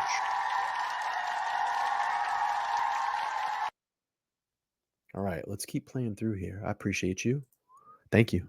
4 University of Idaho students went the night before they were found in their Moscow home, stabbed to death. Investigators are hoping the map released today will provide additional tips from the community. The map details the night of Saturday, November 12th into the early hours of Sunday, November 13th. Remember this? All the maps It highlights everybody was doing? locations and approximate times when Kaylee Gonsalves and Madison Mogan were in downtown Moscow, while Ethan Chapin and Xana Kernodle were at the Sigma Chi house. Investigators believe Madison and Kaylee were at the Corner Club on Saturday from 8 p.m. to 1:30 a.m. Sunday. Then they were at the Grub Truck on Main Street at 1:40 a.m. 5 minutes later, the map says they returned to their home on King Road. I drove that route this afternoon, starting at 4th and Main and ending at the King Road home. With some light traffic on the road, I arrived at the house in about 3 minutes. This suggests it's reasonable to believe Madison and Kaylee traveled by car from the food truck, but that detail has not been confirmed by police. Investigators also say Ethan and Xana were at a party at Sigma Chi from 8 to 9 p.m., then returned to the home on King Road at 1:45 a.m. The fraternity is a short 3-minute walk from the house, but still, there is a 5-hour gap on their location between the party and arriving at home. Investigators hope someone might remember being at or near the locations they've identified around the same time and potentially saw something suspicious or relevant to the investigation. Police are asking those people to call the tip line or email with that information. This is all good information, but it brings up even more questions, such as, did investigators use the students' cell phones? Did you ever? I'm trying to find that video, but there's a video out there that someone caught at like the very early hours of the investigation, just behind the house, what looks like a white Hyundai Elantra going by. Did anybody ever see that video? I've been trying to find it. I can't find it. And it's eerie. It's really, really eerie. To identify the locations and times on this map. Did Madison and Kylie walk or drive or get a ride back to the home? And did Xana and Ethan spend only 1 hour at the Sigma Chi fraternity? I have several calls into Idaho State Police and other local authorities working this investigation. I have not heard back, but we will continue to press for answers as this story develops. Reporting in Moscow, Amanda Rowley, KREM 2 News. Okay, that's going to end this video here. How's everybody hanging in? You all good? Just let me know. Type a 1 in the chat if you're good. Type a 1 in the chat if you're good. Let's take a little pause. We're going to stretch a little bit. Let's stretch it out. Oh, those are good stretches. Hurt my back. Put a 1 in the chat if you're feeling good. All right, let's stretch. We'll wait for some ones to come through. We'll see how everybody's feeling. We're going to go up and check our poll here for a minute. Do you want cameras in the courtroom? 98% of you, 106 votes, yes. Only 2% say no. Okay, so we're at about halfway through the stream. Do you want me to keep going? Because I have more videos. If you want me to keep going, type a 2 in the chat. Type a 2. Type a 2 in the chat if you want me to keep going, and we'll keep going. I have another video that now we'll get to see the mainstream media perspective of this. If you want me to keep going, all right, we're going to keep going here. I got some nice 2s coming up. Great. Awesome. Thank you for interacting. 2, I was painting and missed some of the live. Angela, it's funny. All right, let's look at what the mainstream media is reporting. This is from Law and Crime Network. So we had local news. Now we have Law and Crime Network with their montage. Montage. And this is on November 28th, 2022. So this is now almost 2 weeks removed. 2 weeks removed. All right, let's see what the mainstream media reported. Okay. So let's check this out. Law and Crime Network. University of Idaho students go Tangent back to Levy class. rules, by the way. University of Idaho students go back to And class Jesse after the Webb long holiday rule. weekend, as police seem to have few leads in the murders of 4 students at their home off Mantage. campus. Mantage. I'm know, I Anjanette think I Levy, always do. and welcome to Law and Crime Sidebar Podcast. We are taking a Anjanette closer Levy look at looking what we great. know so far in the murders of those 4 students a little more than 2 weeks ago. Maddie Mogen, Kaylee Goncalves, Ethan Chapin, and Xana Kernodle had been out for the night and were killed sometime after they returned home in the early morning hours of November 13th. Maddie and Kaylee were captured on a Twitch stream video at the Grub Truck. That was a food truck shortly before they went home for the night. They had been at the Corner Club bar before that. Ethan and Xana were dating and had been at a party at the Sigma Chi house earlier in the evening. Here's Captain Roger Lanier of the Moscow Police Department discussing the timeline so far.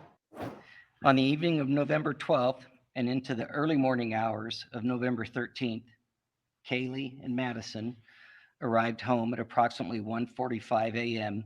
after visiting a local bar and a street food vendor. Ethan and Xana were also out in the community at Sigma Chi, and they arrived home at approximately 1:45 a.m. 2 surviving roommates who were also out in the community arrived home at approximately 1 a.m. Now, later that morning, it was 11:58 a.m. A 911 call was placed from one of the surviving roommates' cell phones. They had actually called a friend to the house because they believed one of the people who was actually killed was sleeping and unconscious. Police say the 911 call takers had actually spoken to more than one person who was at the home at the time. Autopsies revealed that the victims were all stabbed, and some of them had defensive wounds. Others were stabbed as they were sleeping. Police have said there were no signs of sexual assault. So far, police say they've been able to rule out some people related to the investigation. Joining me to discuss the very latest on this case is forensic death investigator Joseph Scott Morgan, who's been following this case very closely since the beginning. Joseph, welcome back to Sidebar. That's all he was doing, just driving around. Thanks for coming on. Thanks for having me, Anjanette. You know, the timing of this is really interesting and kind of peculiar. This happened, a week or so, week and a half before the long holiday weekend. So is there any way that that could have impacted the investigation? The fact that kids may have been getting ready to go home for the holiday? Yeah. In my estimation, yes, of course it could. As a college professor myself and living, and working in a university environment, it's kind of amazing when you have these events that kind of shake the university to its core, and it extends out. And with an event like this, you've already, let's just think about what the kids are thinking about at this moment in time. Prior to this event, they've had a long semester. They're coming to the end of it. They see the finish line. Thanksgiving is on this way, and all of a sudden, bam, this horrible event occurs. They were already thinking about leaving anyway. The floodgate was kind of open, when news, kind of leached out about this, and people were probably stumbling over themselves to get to their cars, to leave, to flee to safety, to get home. And from an investigative standpoint, this is a perfect storm. You begin to see things in a different light. You think, well, is it worth me hanging around for another day, another night, when I know that people that might not be in my immediate circle, but are at least peripheral to me, have had this event that has rocked us to our core? I think I'm leaving.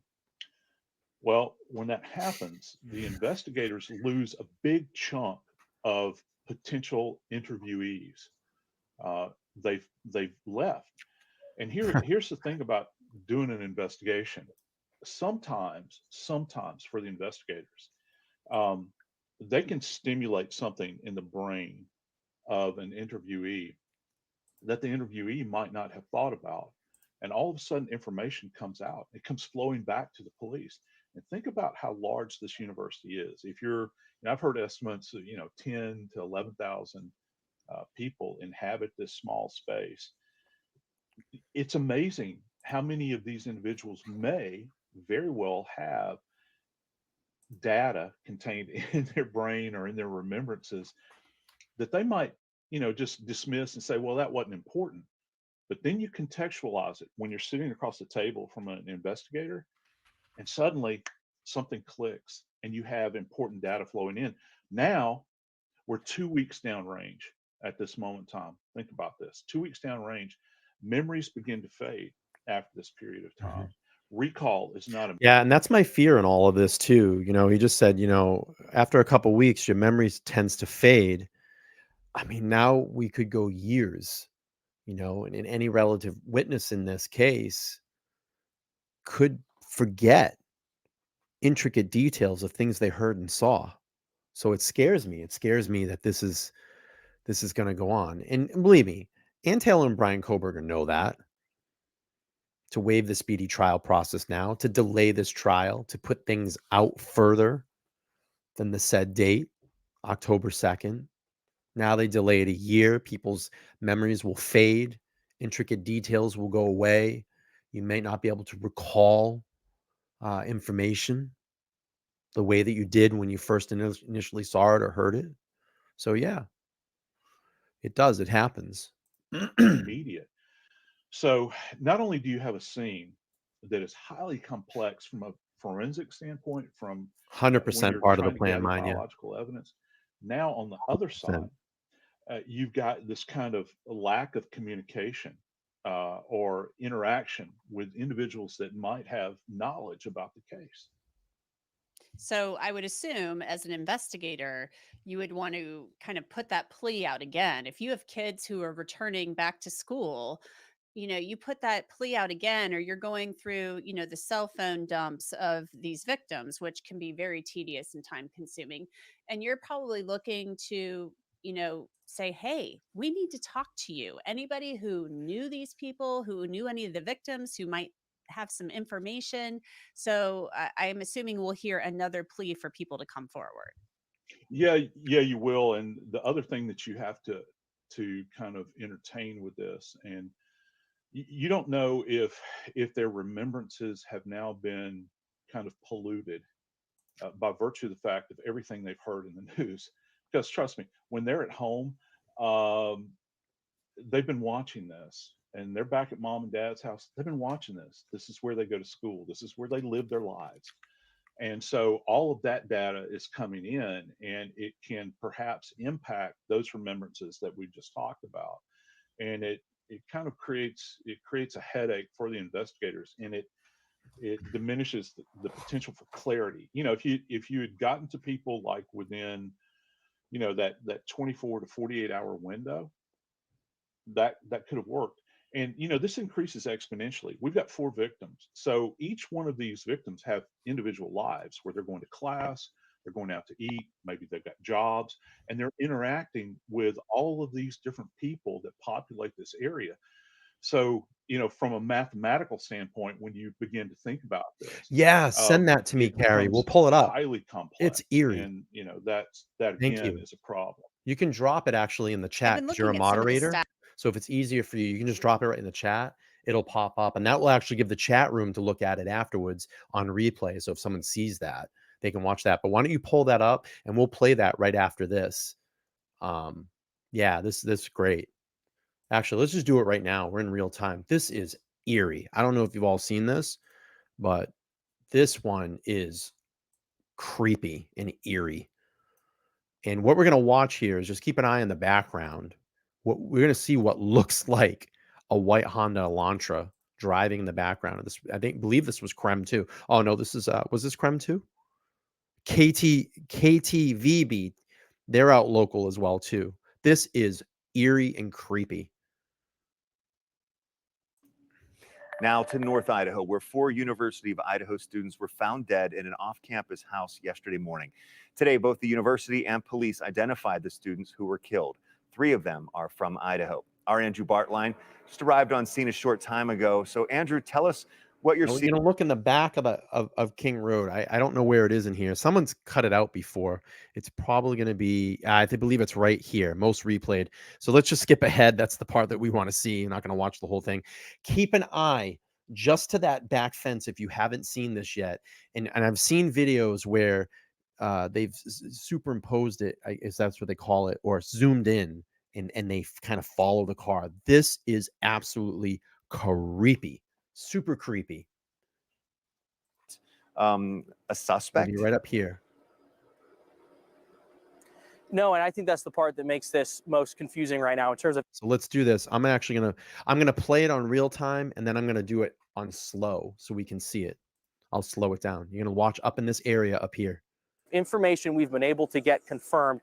The police department does not believe that there is a current ongoing threat. Right People there. do not have to. Did you see it? I almost missed it. Did you see it? It's right up here. Not believe that there is a current. Right there. You can just see it emerge, and you're going to see it pop right in between these trees. Ongoing threat. Right there. Oh, it's eerie. Now, again, I mean, it could be a car in the neighborhood, but it's just really eerie, and it looks like an Hyundai Elantra. Let's slow it down and we'll watch it. Yeah, it's crazy, right, Diana? It's crazy. We need to do something here. Hang on one second. We're gonna do this. Let's do one of these. Diana, welcome to the membership. Welcome to being a wrench. You have now earned a wrench. You look good in blue. Diana is always here supporting. So welcome to a moderator. This was on November 14th, 2022. Yes, you are now a moderator. Okay, let's watch this. Slow motion. That makes I'm going to turn it down though, so we don't hear him go. Yes, blue looks good on you. And we'll watch here, and you're going to see it emerge out between these right there. Boom, look at that. Wow. Right there.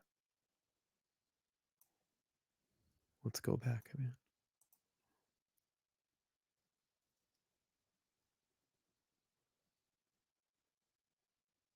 There, see it?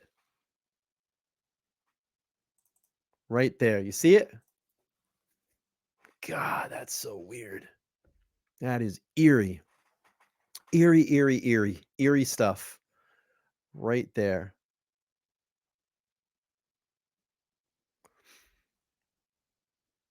You're welcome. Congratulations. Right here.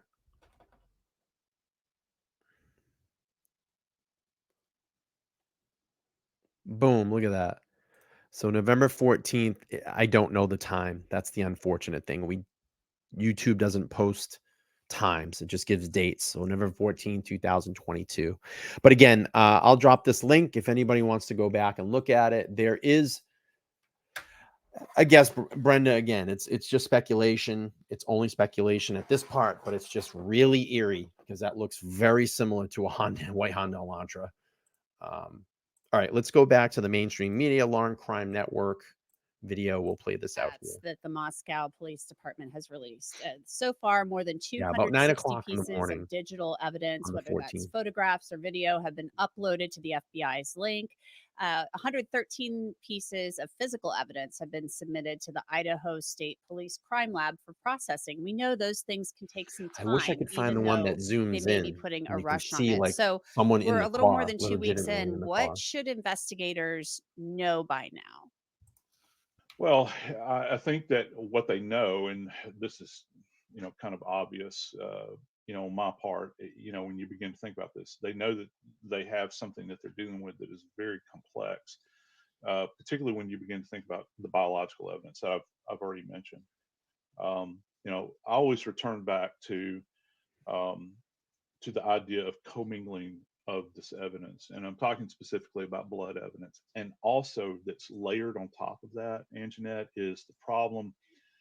If we are to believe what we have heard, this location was a hangout spot for a lot of kids that come. If Jeff H is still in the chat, that would be a great video for him to do, to zoom in on that and isolate it, because I know he's very good at that. I don't know if Jeff is still here. If Jeff is still here, that'd be a great video for you to go out and do that and zoom in. And there's no negative connotation. People do that in college. I did that in college. Everybody I know did that in college. There was a place that you went to, friends, off campus. Well, for every person that entered into that resonance, there's a potential that they left some remnant of themselves behind. And right now I'm talking about touch DNA.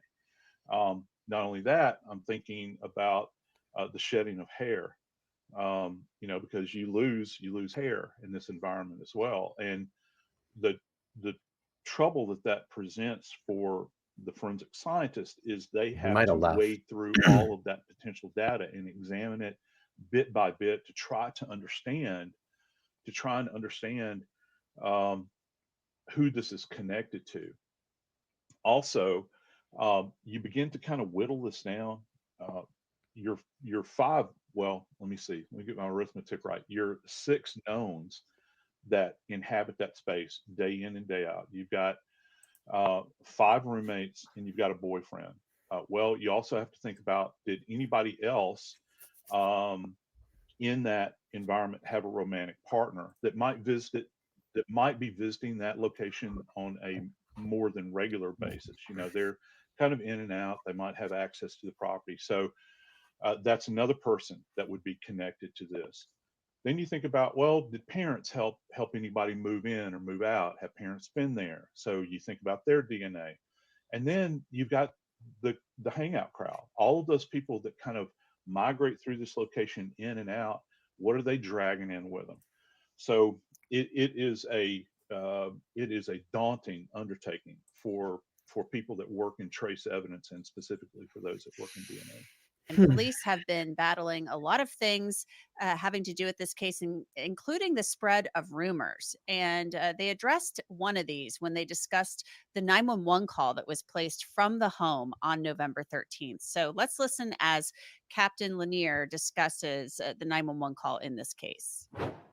We have not released the names of any of the subjects who spoke on the 911 call, and we have not released the call itself. Any online reports of the victims being tied and gagged is wrong, are not accurate. Right. Joseph, you heard Captain Lanier saying that the victims in this case were not tied or gagged or anything like that. So obviously there are a lot of rumors spreading about this case, and they're trying to dispel those rumors. But the 911 call itself, do you find it unusual that that has not been released? A lot of times in cases, we hear these 911 calls. They're released pretty quickly, but they're not talking about who was on the call, who placed the call, and they're not letting us hear it. So why is that? Yeah, I think that it's a major piece of evidence, or at least the police view it that way. And they want to try to keep this as locked down as they possibly can. I take issue, I think, with people that say that the police are lagging, or they're not on top of things as they should be. I think just the opposite. I think they're really on top of this, and that they're trying to keep in check all of the evidence that they have, whether it be, the blood evidence, and, I've heard all these wild things about Engine Levy's great. Perpetrator possibly taking a shower at the residence and probably changing clothes with them. I'm not saying it couldn't happen, but a lot of the stuff is wild speculation because people want information for whatever reason. And I don't necessarily think that it's the people that occupy Moscow, Idaho. I think more than anybody, they want these crimes solved. I think with the 911 call, I mean, there possibly could be some names that were said on that call. It's interesting. We've speculated over that again and again and again and again and again, but there is some key information in that call. I mean, who knows? Maybe someone said, I know who did it. It's Bryan Kohberger. He had to have done this. Maybe they say something. I'm only speculating here. Again, I cannot prove that, but there's definitely, maybe there was wounds that were described the way that they were the victims were, where the victims were, where the knife wounds were. Did you check their pulse? Are they breathing? No, I see stabs. There's blood everywhere. You don't want to put that out into the public. Not yet anyway, because it's very crucial to this investigation. Maybe there's other voices in that background. Maybe, I don't know. I'm only speculating here again, but I would say, if there's any just description of the crime scene, there's blood everywhere. There's the knife wounds are here. They're, whatever. They're not breathing. They're not this. They're not that. They're just laying on the floor, confusion, screaming, yelling. Could be anything like that. And that's the big mystery. That is the big mystery. But it may be the specific order to not put that out there to protect particular evidence in this case. And I know that bothers people. That's one of the handful of things. What is the connection? What happened in that house? Why the 911 call? Those are big things in this case.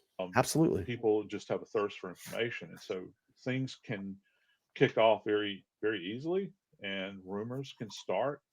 Maybe someone said, their throat is slashed, or there's a huge, their into their heart, or whatever, stab wounds all over their body. Could be anything like that, and they don't want to put that information out there. It may be, maybe the families are asking to not put that out there until trial. Could be something like that for respects to the families. Understanding where the idea of binding came up. It seems like it would be unusual with 4 victims, right? Yeah. Gag order. It would be. How are you going to maintain that? And that then, gag order could be it too. Well, I've heard people say that there were more than that. There was absolutely more than that could be it too. You're protecting the 2 witnesses. Maybe there's statements on there of things that they said that they're going to need to testify to in court. Maybe they gave some information. So again, I don't think it's a conspiracy, but they're protecting something. There's something that's very crucial in that 911 call that should not be released to the public, and it's under gag. Remember, you said there were 3 that went in, and I don't see how people are coming to these conclusions at this point. And at this point, it's total and complete speculation. Dana, thank you so much until the police confirm it, and they're not going to for becoming a rookie detective. Let's celebrate a new member.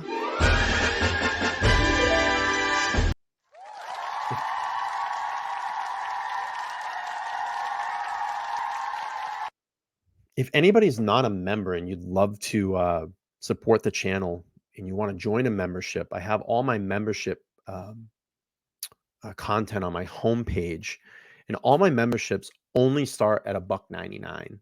That's $1.99 a month. That's less than a cup of coffee, and it helps support content like this. So if you want to join, you can go down there and just hit the join button. We appreciate it. If not, and you haven't already, smash that upvote button. We're going to try to get to 100 likes tonight. That'd be really great.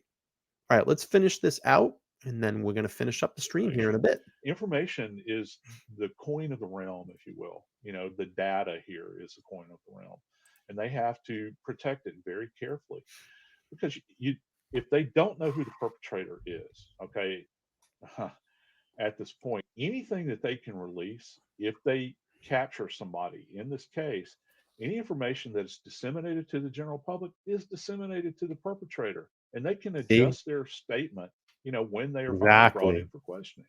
It's interesting you bring that up, because one of the things I've been thinking about is the fact that they've released information about the murder weapon in this case, or at least what they believe to be the murder weapon. And they've said that they believe they're looking for a fixed blade knife. That to me was pretty shocking because I'm listening to this press conference and they're We got Tim Bray. Dude, I love that avatar. That avatar is badass. Look at his avatar. That's so cool. Tim Bray's become a rookie detective. I appreciate you so much. Let's give Tim the round of applause for the new member tone, the new member tone membership. In the cheer. Thanks, Tim. Appreciate your support. talking about this, and this seems like a really key piece of evidence. It is the key piece of evidence in this case. It could lead you to the killer. Obviously, you want the public to know maybe what you're looking for and if they've seen something like this, but it also tips off the killer. So what were your thoughts on them releasing the fact that they believe this was a fixed blade knife? Because they were obviously probably able to tell what made these wounds, or at least the coroner was able to do so. Yeah, yeah, they would have been, and I was shocked. I was shocked, because let's go over the descriptors that we've heard. We've heard military style, we've heard Rambo style, we've heard hunting knife, and more specifically, we've heard K-bar. And K-bar is a type of knife that is associated primarily with the Marine Corps. Our Marines have carried K-bar since, I'm probably going to get this wrong, but I think since World War II or maybe Yep. even before. World War II. It's a very specific type of knife. You can purchase them anywhere, though. You don't have to be a Marine to own one. And so that's very specific. Where's all of that coming from? Okay, all of these different identifiers relative to the type of knife that keeps coming up. I think the one thing that you can take away from this is that it is a single-edged weapon, okay? Because military style knives are not double-edged weapons, where you're Yes. thinking about like a dagger, for instance. I think it was the calling card. Yes. Because there's no DNA all over the knife. It's only on that knife sheath. So that means that he opened it just a couple of times. Try it out. And I think that it was taken out and it was placed or put on that bed. I agree. I think it's the calling card. This has been set up from day one. And I now starting to look at all of this and going back. We look at the history. We've learned of the history of Bryan, okay?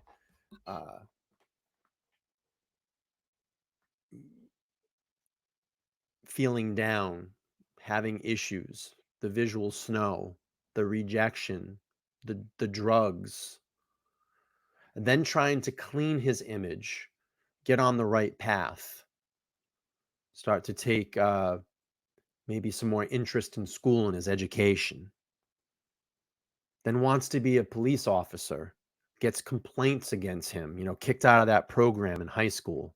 Women complain about him. Interviews at the police department, gets rejected. Probably rejected in society, rejected by women, can't get dates. Now this is all building, it's all festering inside. And then it's, well, if I go out and become an active shooter, that's a little bit too easy. Not meaning me. I'm just describing a scenario here because I know the YouTube algorithm's not going to like this type of conversation. But let's just say, for the sake of, I guess, demonstration or whatever, how we want to put it, that would be too easy. So plan something methodical, plan something more personal. And now it's I'm going to get you. I'm going to show you what I can do. And I'm going to make everybody look all over for me. That's what I think. It's like a revenge. It's like a revenge on society, revenge on the women that have rejected me, revenge on the life that I could have never had, that jealousy of these individuals, these kids having fun, partying, hanging out, not being part of that crowd. You don't want to accept me? Well, I'm going to get you, and I'm going to do it in a big way. That's what I think. It has, with military style knife, they have a facility to them where you'll have an edge side, and many times along the spine, that is the bulky backside part of it, you can have a saw, like saw teeth, and they're very robust looking, so that if you're in a survival situation, you can saw down small saplings and these sorts of things. Also, a military style knife. One of the features of it, and remember, you said fixed blade. This is not a flip knife. This is not like what people would call. Well, that's what I mean. I'll show you, that sort of you thing. know, that. Many times with a military style knife, it will have a hilt guard, and that's that little bar that separates the handle from the blade. And when you're examining wounds that are brought about as a result of the use of a weapon with a hilt guard, it'll leave a contusion around the actual wound itself, because obviously that's not going to penetrate into the body, but it'll contuse the body as a result of the stab wound. So you've got the blade leading into the body, and then where the hilt guard is, it will leave a contusion adjacent to the injury itself, to the fatal injury, or to the stab wound.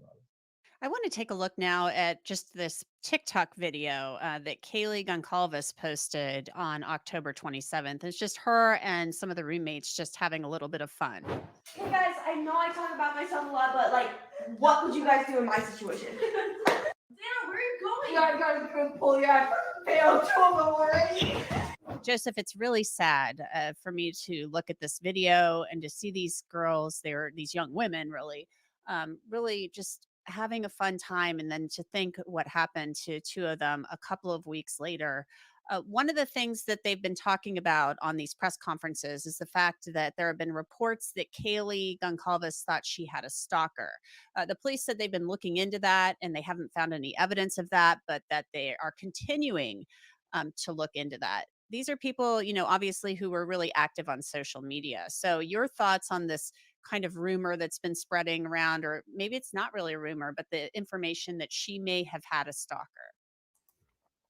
Yeah, well, this is the age that we live in. I think that he started the vegan diet to slim down, to build strength. There's rumors that he was an avid runner. I'm sure he probably lifted weights. I mean, I look at him when I see him in court, and he's very big upper body like me. I'm tall. I'm 6 foot, 205 pounds. He's much taller than me, but he's very skinny. And I'm going to tell you, just looking at him, I think that he is freakishly strong. He looks like one of those people that just are freakishly strong, if you know what I mean. Has a lot of strength. And I think when rage runs through his body and he sees red, it's a scary sight. I think that he can do some immense damage to someone. Immense damage. Because it's not just, your business, or even back in the days before there was this proliferation of social media. It's not just like the population of the University of Idaho is involved in this. Now you're sending this out far and wide. Everybody has access, and as scary as this is, an insight into your life. You just mentioned, them kind of cutting up in this environment, imitating one another, that sort of thing. That's very intimate. In the past, we might have a joke between us as friends. Thank you, Sharon. We're going to do more of these. We're going to build this into a quite a few part series, and we're going to go back and bring us right up to present day. So I'll do my research. I'll make sure that all of these streams are well put together, and then we can go back and review and reflect. And I appreciate you being here this evening. Thank you. And might mimic another person. Thank you, Danielle. I appreciate you. Now that view into their life is very intimate, and it gives you a peek, into a window of their life. And for every little peek, so close to 100 likes. Glean. If you haven't smashed that like button already, please do. Let's try to get 100 likes before we shut down this stream tonight. That'd be great. Opportunistic can see the world that you inhabit. Because what did we learn? Well, we learned something about the personalities of these young women. We learned something about the physical structure, didn't we? We could see. I think I saw a staircase in there. I saw them, I think it needs to walking be done. around. You kind of get a sense for the orientation of the place. Yeah, yeah. And so you're opening the whole world up to the space that you occupy in the most intimate sense. Everybody can see, and it's terrifying. It is absolutely terrifying. Well, Joseph Scott Morgan, we want people who have. Pause this really quick.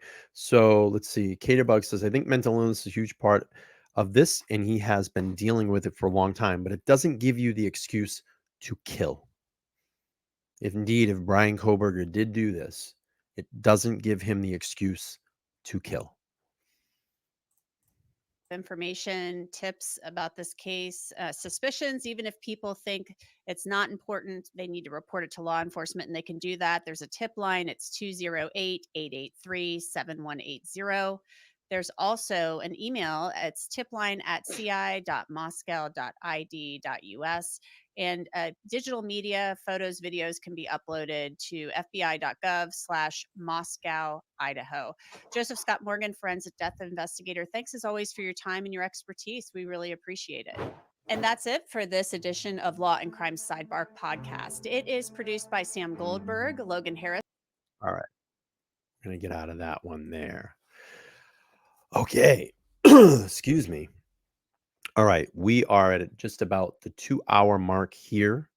And this is usually where I like to cut it off for replay because the 2-hour streams just get a little crazy for some people. But before we go, I want to just show you some conversation that I had earlier this afternoon that I all wanted to let you in on. Let me just bring this up here.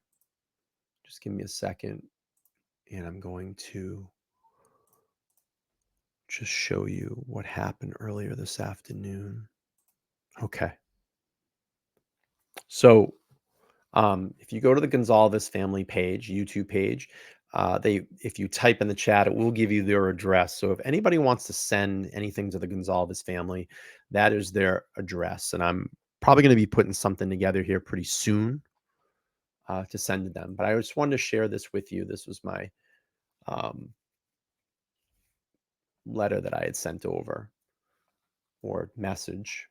So I said, Dear Gonzalez family, I extend my heartfelt greetings to you this morning, reaching out to you to convey my sincerest condolences for your loss you have experienced. I cannot fathom the extent of the pain and sorrow your family has endured over the past 9 months.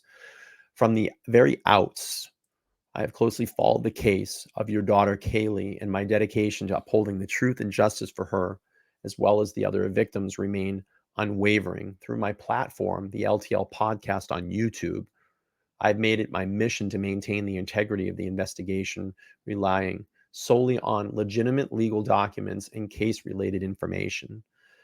I consciously avoid delving into conspiracy theories, and I am committed to denouncing and disseminating of false information, condoning those who engage in such discussions. My firm conviction is that the person currently in custody is indeed responsible for these heinous crimes, and that is imperative that they be held accountable for their action. I want to assure you that I will continue to stand with your family and the other victims, Maddie, Xana, and Ethan, tirelessly and indefinitely. I am grateful for your attention to this message. Please know that my thoughts are all with you during this challenging time. With empathy, Bryan. So I got that. And then I want to show you this. I did get a response, which was sweet. And I'm not sure if this is just the managing person of the page. But at 4:15 today, I got a response. And they said, wow, well, Bryan, well said, Bryan.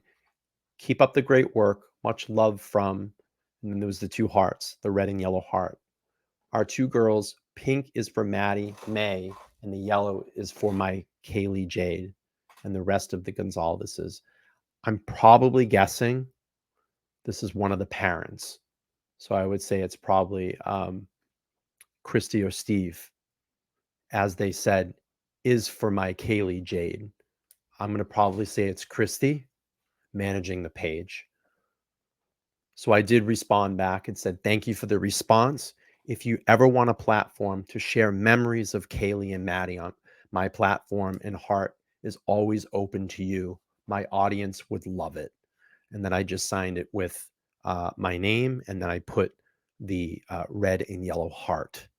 So if the Gonzalez family is watching this evening, if Christy is watching this evening, we stand with you. We love and respect you. I've always supported you and have always said, if it was my daughter, I would be doing the same thing. You keep being you. You keep fighting for your daughter and the other victims. And again, my platform is always open to the Gonzalez family if they ever want to speak, outside the mainstream media. So I think with that, my friends, we're going to wrap this one up. I just want to thank everybody for coming in this evening and going back and reviewing and reflecting on this case over the last, 9 months now. And it's been a very huge emotional roller coaster for all of us because we are so invested in this and we want to see absolute justice in this case. We want to see absolute justice for these victims, everything that has happened. And these 4 individuals, as long as this case goes and after this case goes, will always be part of us because we want to know. And we want to know what happened. And we want to get to the bottom of it. So, my friends, hang in there. We got a long way to go here.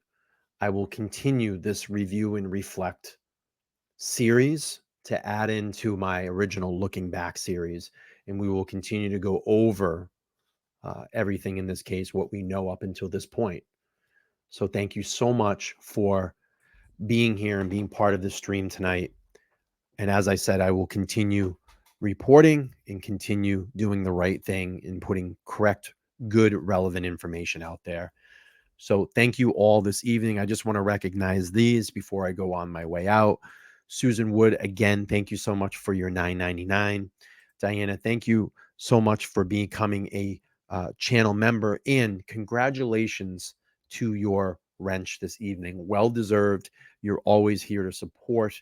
If I'm in a midday stream or a morning stream or a night stream, you are here. And then we wanted to welcome Tim Bray as well to the membership group as well. So thank you for taking a membership and joining this amazing community.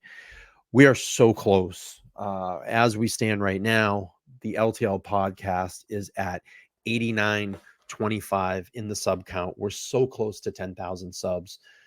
We're very, very close. And that can only happen with this amazing community that comes here on a night to night basis and hang out in our chat. And I get it. You can't be here every night, and that's okay. But I just ask you, if you can't be here, just find it in your heart to go back and watch the streams that are there and just leave a comment and interact with that stream, even if it's just leaving a comment and a like, because that does help continue this channel and get it out through the algorithm. So I do have a few things planned. Tomorrow is the last day of my staycation. I have a very important appointment that needs to be taken care of in the morning. So I will be out without a vehicle all day. And after I get home, I may do another pop-up afternoon stream and then come back tomorrow night for a final stream before I go back to work. But I will continue streaming. It's just not going to be consistently every night how I've been for the past 7 nights being home. So I will continue. Oh, yes. And Carrie H is just reminding me, if you are watching it on replay, just go down there and hit #replay in the comments. We love seeing that. So again, my friends, we're going to end this stream for tonight. Be well, be safe. And really quick, before I go out, I want to show you this. As I was talking about stress, the spokesman, and this is back, and just even reading the headline, this is January 15, 2023, with a critical eyes nation on Moscow, Police Chief James Fry perseveres to help deliver justice for slain students. So, I mean, even, this is now in January, just saying the stress that this man has gone under, and being the face of that investigation. So, okay, we're going to get out of here. Again, my final goodbye to everybody. I appreciate you, appreciate all my mods, appreciate all the new people that came into the chat this evening. Be well, be kind, and I will be back tomorrow night. Thanks so much. Have a great night.